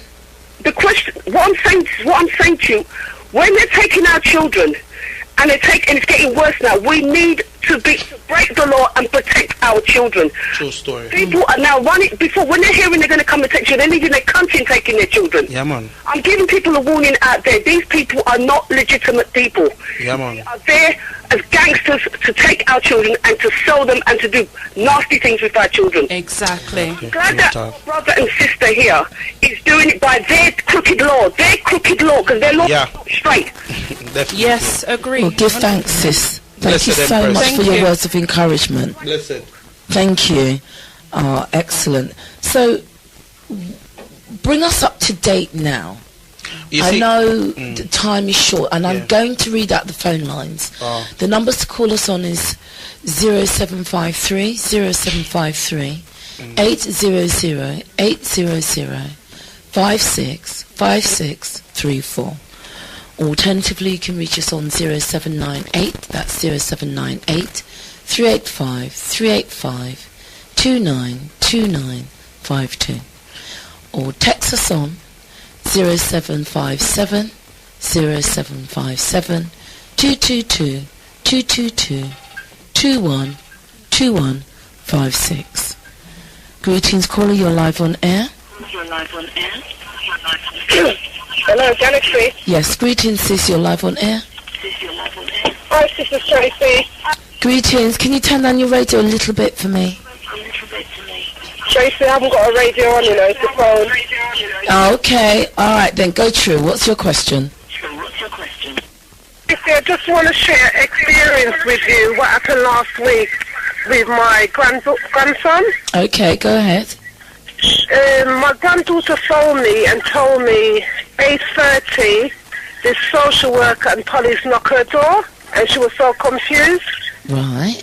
They came inside and say the social worker and the police, they got a right to take her child away from her, and she was saying, what are you talking about? Yeah. They said, all right, you need to sit down, but what's happened, this little boy go to nursery, he had a scar on his face. But at the time when the social worker came with the police, the mother was in so much shock, so she couldn't think clear. Right. So she wasn't quite sure where the bruise come from or anything like that. So it was on her, like, where's the bruise come from? The child was sleeping in bed. They went in the bedroom, take the cover off her, look at him and everything like that, and say, we got to take it further in the morning. They look at the baby. The baby was fine. After they did all that, they went into the kitchen cupboard. They checked the cupboard to see if she had food in there. They checked the fridge to find out if they had food in there. They checked the house. They said, oh, the house is so clean. Your cooker is so clean. It doesn't look like you ought to use your cooker. But what was so distressing to her, one of the police officers said to her, I think you need to go to the gym. One of the child black and one of them is brown. They questioned her about the colour of her children. Right. Because she was in so shocked, she didn't answer the question properly.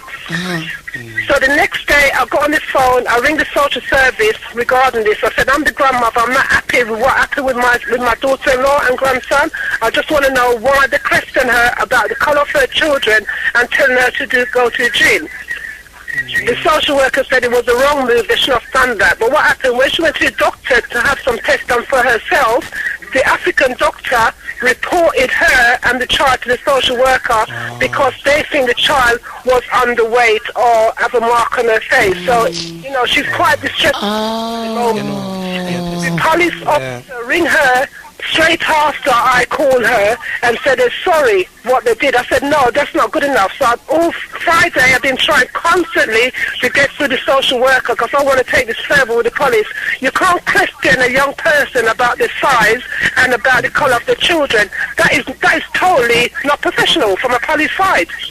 Okay, sis, thank you so much. I'm going to leave it there and you can call me Sister Jahsunra and not the other name. Anyway. Okay. So look, thank you so much. And I think one of the points that was raised earlier, stay on the line a little bit.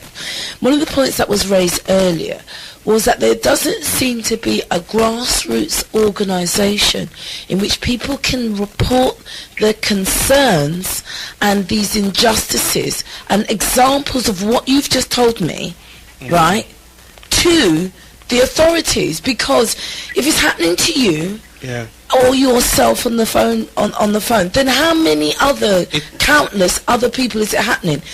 Sis, do you want to make one last comment before you go? I'm just sharing my experience with the, with the call listeners and your guests inside there. I think it's so important that we do take notes from each other and learn from each other's experience, because it's happening out there, but it's not much people coming forward about it. People think they could deal with it by themselves. For real. That we need to get together and fight together. Well, give thanks, sis, and I look forward to talking to you soon. My aspiration is that we're going to follow this through on another show. Yeah. And because we've just had a couple calls, but we haven't even touched the tip of the iceberg. Yes. So bring me up to date. Bring me to present date. Yeah. It's more. Bring it to present date. Pen. Oh. Yeah, bring me back to present date now. Well, present date, it's hard for bring it to present date without giving it the past. Let me wrap it up then. Let me wrap it up. You've mentioned, my wife mentioned something. I'll pick up on 3 points, right? First, for all the people out there, more of them to understand this, these people have no powers to do what they're doing. So make people know that clearly, right? Not because everybody doing it, I mean say it right. They do not have any powers under this section 47, and I've held them out. I've caught them out fully with this. Section 47 of the Children's Act, it imposes a duty. My good? Yeah, it imposes a duty to investigate. Right? It's not an automatic right to enter your premises, talk to your children, or do anything like that. Section 47 of the Children's Act, and I want parents to understand this. Section 47 of the Children's Act, it does not, because they fraudulently use that a lot. They come to parents and say, look, we have powers under Section 47. They do not have any powers under Section 47 to do anything to anyone. These powers under Section 47 are there that to impose a duty to investigate. Okay, greetings, caller. You're live on air. Yeah, greetings. Greetings, sis. Everybody in the studio. Give thanks. I just phoned in to I've been listening to your program, and I just phoned in to say that I work in a school, and in the school that I work in, they have this thing that they've set up now called the Place to Be, basically. And within this organisation now, children get to write down their concerns, basically. If anything's bothering them, so they say, they write it down, slip it through a letterbox thing. The people read this. They're like social worker kind of people. Kidscape or something like that. They call themselves. Anyway, they read it. They call the children in. They start to question the children, and then before you know it, I've seen it on a few occasions in my school. The police is called in. The parents are called. The children are taken away from the children. So the thing is, this kind of society club thing, I don't know what it is, but it's run in quite a few schools. So the thing is, we've got to tell our children, if they've got any concerns, they are not to go to this place called a place to be. They are to discuss it. It's definitely not the place to be. Do not go and visit that place, because they're taking a lot of children away. Yeah, man. This society thing, this thing that's going on. Do you know what's interesting, sis? I know about the place to be, and I know about Kidscape, because on the training that I do in mental health, specifically around young people, they have quite a prominent position, and I think as of recently they've received some funding to do some work around mental well-being in schools, because so they say. Now I've realised is that there's a lot of children and a lot of black African children being taken away. Yes, yes, yes. The lady was screaming. She said, "Look at my hair," she said. "You've taken my children. What do you want me to do?" She was shouting. They had the police and everything. And simply because a little girl went to this place, must have told her that her mum must have smacked her or whatever, they're down on you like a ton of bricks. Because we're not supposed to discipline our children anymore. Now, basically. Do you know what, sis? Thank you so much for sharing that. Do you want to make any last points? No, that's all I want to say. Well, thank you. Parents need to be wary, and parents need to tell their children if they have any concerns within the household. They need to be talking to their parents and not going to school and talking to these people. Okay. Give thanks for that, sis. Right. We're going to have to definitely pick this back up, because if I know the place to be, and if this is happening right now, then who is holding the place to be and Kids Company and organisations like that accountable? No one. Okay, greetings caller, you're live on air. Greetings caller, you're live. Greetings caller. You're listening to me on the radio, but you're not picking up that I'm hearing the sound bites. Greetings caller, you're live. Hello. Yes, greetings sis. Come true. Your greetings sis. Do you want to ask your question or make your statement? Okay, we're going to have to leave it there. Greetings caller, you're live on air. Greetings caller, you're live. Hello? Yes, greetings my brother, you're live on air. Do you have a statement or question? Hello, Empress? Yes, greetings, you're live. I can hear you clearly. Greetings. I can hear you clearly. Can you hear me, Empress? I can hear you clearly. She says she can hear you, man. Greetings caller. Greetings caller, I can hear you. Ask me a question. I'd like you to ask a question or make a statement. Anyway, sometimes we do have technical issues here, and sometimes people cannot always hear us. Anyway, the numbers to call us on is 0753 800 5634. Alternatively, you can reach us on 0798 385 2952. Now, bring me up to date. Make it brief before the next call comes through. We'll make it short. What we do right now, my intention right now, because I'm a researcher now, I know them thing now, I know them law, I've been through it, I'm my experience. So what I would like to know, where are the children now? And how is the case? Is it, what's happening? All right. Where are things at to date? There's never been a case. There's never been a case. And where we're there right now, we have written this book, and the children now, we go back for the children them. go take them out of Babylon hand. But at the end of the day, we choose to fight and help people. Hence why we written these 2 books.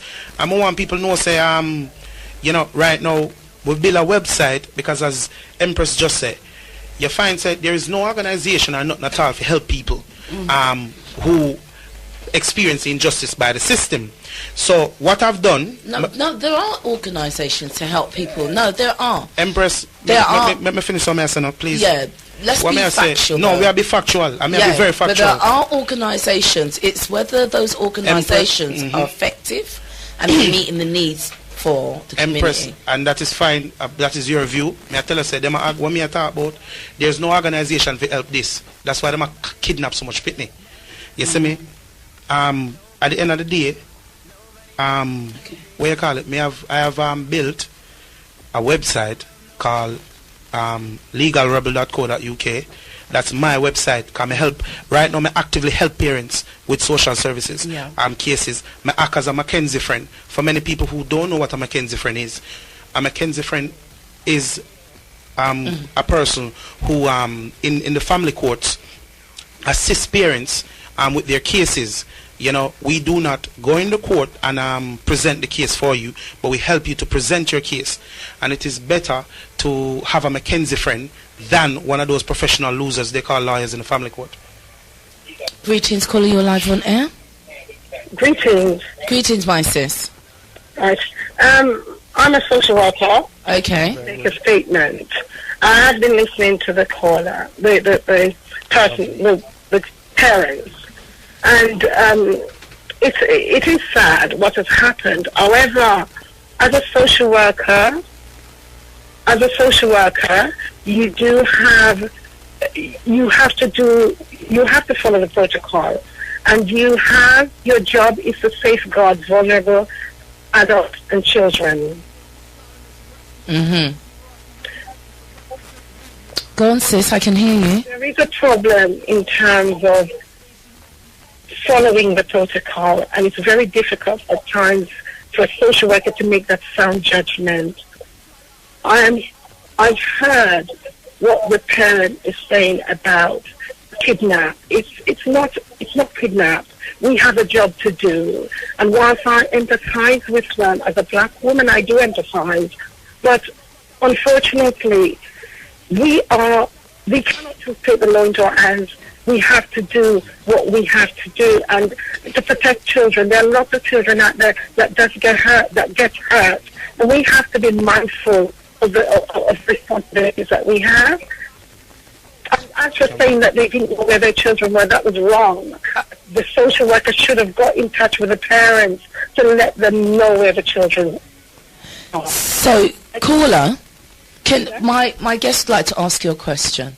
Oh, Elizabeth would like to ask you a question. Yes, I just want to clarify to you that with our case, when the police kidnapped our children, it was supposedly under police protection, which was 72 hours police protection. Now, what social services the Royal Borough of Greenwich didn't do is go to court. Now, you're supposed to go to court for an emergency protection order. They didn't do that. Therefore, they had our kids unlawfully. So that's tantamount to kidnap. Of course it is. Could I add something to it as well? Let's thank you for calling in, social worker lady. It's very nice to hear from one of the guys in that field. You know, it's very good so the listeners can hear two sides to the story. Now, what happened now is that a police protection, when a police takes out police protection, because that's what the guise that was used to kidnap our children, what needs to be filled in is what is called a police protection record, given an account by the police of why the children were taken. Because these powers on the police protection, it's under Section 46 of the Children Act that, you know, gives the police that duty to use to use police protection powers. Now, Section 46 imposes a duty to use police protection powers in the most extreme cases, not in cases like this, extreme, when the children are at imminent risk, right? Now, what happened is, in our case, until this day, the police have failed to produce... No more, excuse me, sorry, let me stop you there. Callers, no, listeners, no more calls at the present moment. Right. Yeah. We're not accepting any more calls at the present moment. Sorry, go on. Yes, there is no. Where was I? Section 46. Yes. In our case, unless it's imminent risk. Now, no matter how you want to, the definition you want to place on imminent risk, that has to be something which is, it wasn't built to be used in a manner to kidnap kids from school. It was built to be used if you find a child walking down the road. So, caller, would you like to respond? Hello? Yes, would you like to respond? Yes, and it is true. And sometimes we've got to be mindful as social workers, as police, how we use our powers. Yeah, the Section 47 is there to investigate. Yeah. Okay, and to ensure the children are not placed at risk. And the social worker who would have investigated it would have had to go back into the office, speak to her manager. Just to let you know, I am not just a social worker, I'm also a manager. So I have responsibilities for social workers. That's nice. And it is for the manager to ensure that the information that is gathered, yes, that there is evidence to back the information that's exactly. Listening to the parents this morning, it sounds as though they're, it's a shame because the protocol should be followed correctly. That's all we asked for at the time. Because even up to now, there has been no initial assessment from the social worker who until this day. Who attended the school. 47, can I just say, Section 47 is closed. Once the investigation, there is two sides to the investigation, okay? The police, once a referral is received into social care, this is what happens.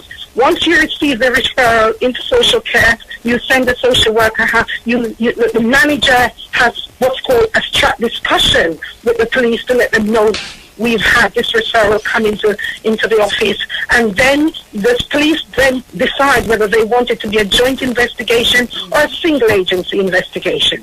Now, once the joint investigation, if it's the joint investigation, so that's the Section 47 investigation. You do have to keep the children. I have to say, because I'm not saying this is the case with these parents, but remember, if you're going to investigate, say a child come and say, my parents are hitting me, okay, and I'm scared to go home. I'm not saying that was the case. You cannot then send the children back into that, because then you have to investigate the matter. Okay? Yeah, exactly. That's why on the 28th, oh, sorry, madam, were you finished? Can I just say, sometimes children are, because we have to make sure there's a safety. But once that's closed, once that investigation is closed, and it cannot go on forever, so you can't still be in a Section 47 investigation, that would be wrong. Okay. So what's the duration? That Section 47 should be closed, and there should be a decision that following the core assessment. There is an initial assessment, what we call a core assessment. It is now called a single agency assessment. Once that is carried out, that will make a decision as to whether these children are at risk. If it's at risk, then what should have happened? Should be an initial case conference should be called. Exactly. Has any of this happened in your case? No. This is what I'm saying. They didn't even do a case conference.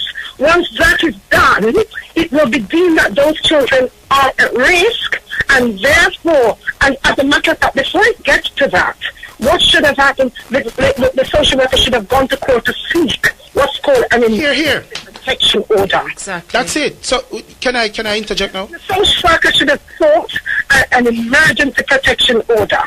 If an emergency protection order is granted, the next thing that should happen, because that will only last for a period, a short period, then what should happen from then on should be an interim care order that should be. There you go.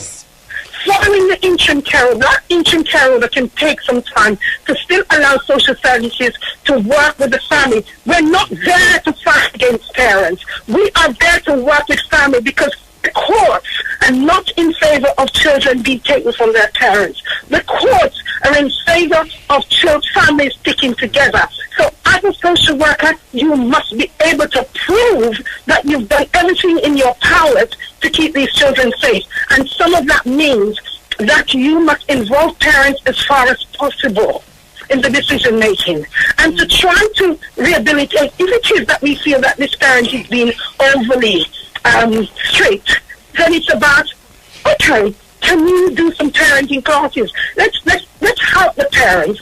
So, for instance, they should look at whether there's a need to help these parents with parenting classes, with this, with that. And then during that time, that's when the interim care order, if there are no changes, and because you have to plan for children, especially the parents were saying that there's also a baby and there's an older girl or whatever.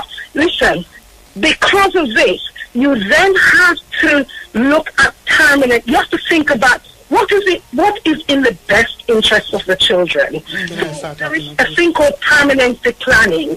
Now, because of the Victoria Crimea case, because of the Baby P case, social care, we have had to restructure the way we work. Okay, sis. This is about safeguarding. Let me just say it before before I end my call. So, really, we have to think about what is in the best interest of the children. Are we going to return the children to their parents because they've done all the programs that they should be doing? Or are we going to look at, making the children feel safe and secure in whatever environment they are? And I have to say to you, whilst I understand it's difficult, it must be really difficult for them because it's been a long time since those children have been taken 2 years into care by social care and the police. Really, they should have been having supervised contact with their children. They should be allowed to see their children. Okay, would you like to respond now? Yes, Empress, I really appreciate that you called in today, and you sound very genuine. So let me say that first. And what you've been saying about the protocols and procedure, I would like to point out that you're on the right path. You know a bit about what you're saying. However, that's where everything went wrong in our case. No protocols were followed.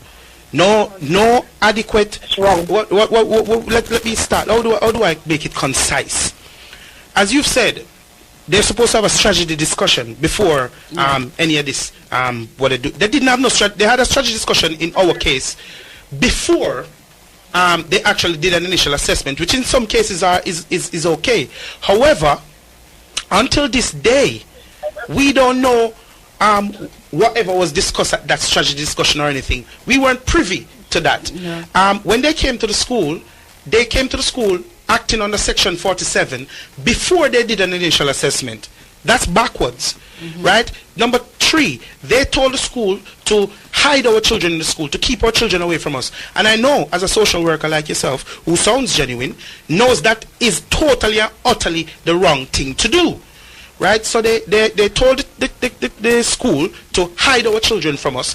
Then after that, right, kidnapping them. And when I say kidnap, I know that word, I see that word kind of bothers you because you said you acted in the best interest of the child.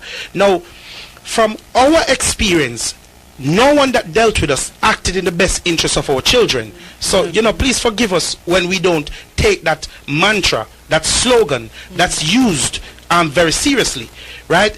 As we've said at the beginning of the show, some people, we're not tarnishing and stigmatizing a whole profession, and I don't want to get asymmetrical here and go off into something else, but we all know what we're talking about. The procedures in our case, and in many cases, thousands of parents' cases all over the country, and as Empress pointed out before, the caller, she said people are afraid to come forward to let people know. They're afraid of the stigma. So that puts a serious power in the hands of social workers. And what I'm I have strong feelings about is that social workers, because they're taking someone's child, they have nothing invested in it, right? They themselves are more polished than the parents in terms of presentation, because when you start talking like a person like me start talking, you're speaking with a lot of emotion, and the general public listen to you and say, well, you angry, while the social worker sounds polished, because at the end of the day they have nothing invested but their name. Just their name, their profession. But I want to let you know, Carla, and I said thank you very much for your call with what you expressed. But in our case, all of that went through the window that you're talking about. There was no initial assessment, no child protection conference. No core assessment. No core assessment. And before I forget, when they took our children under this so-called police protection, when that expired, they didn't go to court to obtain an emergency protection order. No, they didn't. And they held our kids for 3 weeks after that without a court order or without any lawful authority to do so. No, that cannot happen. That happened in our case. That's what I'm saying to you. I would love to meet with you. I would love to meet with you. Okay. Oh, sorry. Let me stop it right there. Sis. That should not happen. That did happen. Okay, well listen to this. Sorry. Listen. Take over the thing. Sis, what I'm going to ask, if you could do, I've written down your number already, because... Keep saying that, please. Okay, I've written down your number. I will contact you after the show. Yes.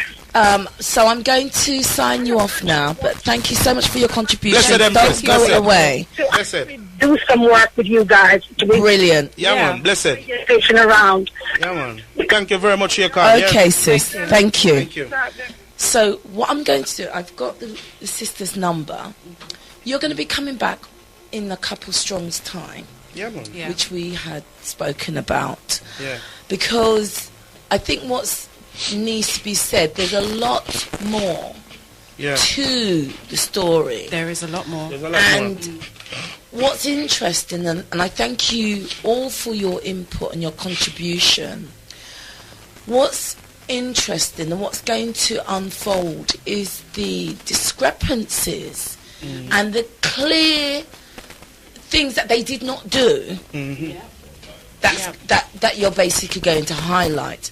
Yeah. What I'm very encouraged by is the Place to Be and Kids Company. Now, I know those two organisations, and I'm surprised to say, and I don't know them personally, I work in mental health, I'm aware of them. I am surprised to hear how families are being infiltrated through the children secretly writing Exactly. what their concerns are. Yeah. And so imagine how many other parents, and thank you so much to that teacher that called in. I'd like if you'd call back and I can get your number, because and all I really want to do is gather the database and create a space where this kind of information is shared and is directed somewhere. Now, you gave out your website details, and what I'm going to do on the next show in a couple strong time, we're going to be specially giving away 3 of your books. Next couple strong's time. And they will be signed for those that call in next strong, couple strong time. And what I want to do is continue with this, because I think there's a lot more to be said in terms of the law and how, I mean, one of the great conversations that we've had, which has been many, is how, well, my aspiration is so that people have a good understanding, a good understanding of child services and how it works, how that funding attachment works, and how the monetary part of it manifests itself. So with that said, I'm going to ask you to make your closing statements, and because we do need to wrap up the show now as it is. All right. Yes. Well, listeners, thank you very much for the time and the ears. I would like you to tell people also the name of the book, and that they can pick them up at Safrika Organic Health Centre. All right. Okay, so do you want to tell them the name of the book? Yeah, man. Balancing the Scales, the Criminal Justice System, Who Feels It Knows. You know, by myself, Davion, Plowright. And also, my wife, the next one, The Family Just Trick System, by Davion Plowright and Elizabeth Plowright. And also, you can email me to, at info@legalrebel.co.uk. Yeah, that's info@legalrebel.co.uk. You want to say it for me to baby, me all advice. info@legalrebel.co.uk. Yeah, alright. And my website is www.legalrebel.co.uk.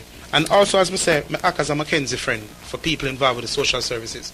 And also, with anybody who have the social services problem, because, through experience and knowledge now, or as I say, knowledge, You know, deal with people and point them in the right direction. There's so many things that they do unlawfully, and that they shouldn't do, and because people don't know. And I've been helping families now for over the last year now.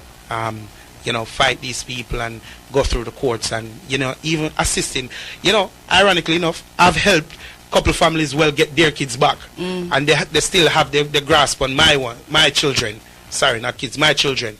And my case is so important right now in this time because they held my children unlawfully, and they have them unlawfully now for 2 years. 2 years. Yeah, 2 years. And I have the evidence to support all of what I say, and this is why they're locked into them, because the system no one accept what they have done. Now, baby, I'm going to move on to you. We have another time for talk. Thank you for listening, and thank you very much, and blessed love. Well, what I would like to say is obviously a message to parents out there who have had their children kidnapped, taken, however you want to view it. Just stay strong, and what I do to try and cope with our children being taken is not to dwell on what are they doing now, are they hurt, are they crying. I try my best not to dwell on that at this point in time. So try and remain positive, and just know that you are their parents, and no one ever can change that. You are their parents. Yeah, man. So stay strong. Wow. Well, we're going to hear from you again. Let me just quickly tell the listeners. You'll be back with us, Jah willing, on the 12th of July. Yeah, man. And we're going to be here from 9 o'clock. Yeah. We've done all the intros and so forth, so we'll be pushing straight on. That's it. Forward. Phone lines will be open directly about 9:45, I reckon. Because I know the listeners really do want to engage. Yeah. I'm going to do some groundwork between now and then to see if there are any other services that are doing or picking up these patterns. I'm going to follow up with the social worker that called in and the teacher that brought in the information about what's happening in the place to be. You know, I'd like if you could contact the studio, where I'll try and pick up your number. Could I just inch in about, as I said, you can get the book from Safrika organic food stores, you know, up there in, you know, our Flusham way, yeah? Balancing the scales. Yeah. Just the system. Who feels it knows. Excellent. And just to let the listeners know, there's going to be a cooking workshop on the 12th of July, and that's going to be at the Safrika Organic Health Centre.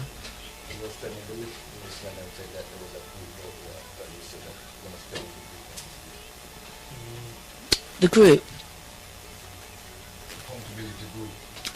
Yes. There's an organisation. Well, what I was saying was that there doesn't seem to be an organisation that's accountable. Yeah.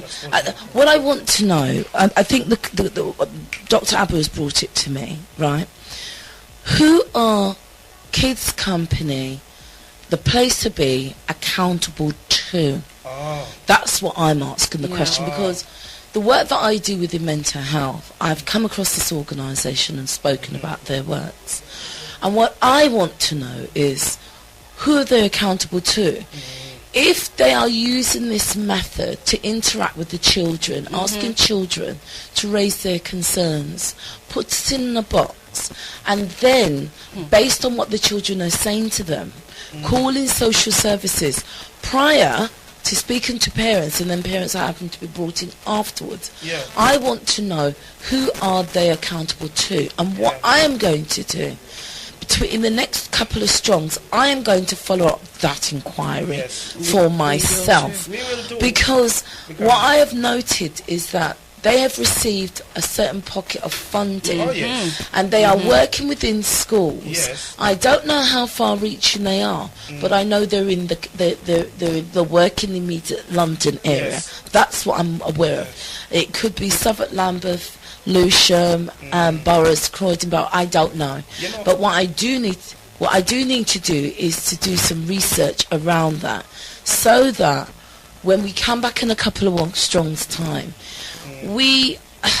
I don't know the magnitude of this problem, but just by the 4 or 5 few callers that have called in, you know, then there's a lot going on out there. And I think as well as opening a hornet's nest, what we want to do is provide solutions and look what presently is happening within this service so far, and where some of the inequalities is starting to come up to the surface.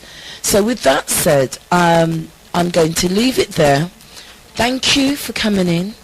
Maximum respect, Elizabeth. Thank you, sister. Thank you, my brother. Blessed love and embrace. And I know there's some frustrations. You may not feel like you've been able to get it all out there, but like I said, tip of the iceberg with us. This is exactly, and I knew this was going to take 2 shows to unpack, because there is so much more. So much more. Begin yet. I know. And remember, I've been talking to you for the past 4 weeks, and we've had lots of discussions and lots of hours talking about this. Someone don't know. You know what amazing for us as parents, we can still smile. You know, the judgment there, we still smile. Well, I think to see that you've come out at this end, you're still going through it. Yeah, man. But you've been able to recognize your trickery. Yeah, man. Yes. And not to be caught out. And to be able to have the sense to speak and to write your experience down is got to be a great thing. So this is Sister Jahsunra. Don't forget, at Safrika Organic Health Centre, you can contact us on 0208 469 3682 in order to book your place at the organic store. Book your place at the community. Well, it's the cooking masterclass, coconut cooking masterclass. That's going to be hosted by Prophet Newton on the 12th of July. So if you want to book your place, know that the places are very limited. Please call us on 0208 469 3682 and book your place. Yes, I'm going to be back in the house on Monday nights from 7 to 10 and the Sisters Space. Please don't forget, be there. You'll enjoy it. And big greetings to Sister Lukamore, Sister Anowa, Sister Italy, Sister Prophetess, Sister Oracle. Hey, I got it out. Sister Culture, Sister Yavina, to all the sisters at Galaxy, you done know, keeping it strong. I hope I haven't left anyone out. You've been listening to Sister Jahsunra. Peace out. Yeah, man, I'm the big Rasta man, Maccabee. Big up Sister Jahsunra, coming from my man Maccabee. Oh, them a DJ and they've never played a 45. And something about the feel and the vibe. Say Sister Jahsunra says she know about the 45. She know about the feel and the vibe. Yo, yo. Big up Sister Jahsunra, coming from my man Maccabee.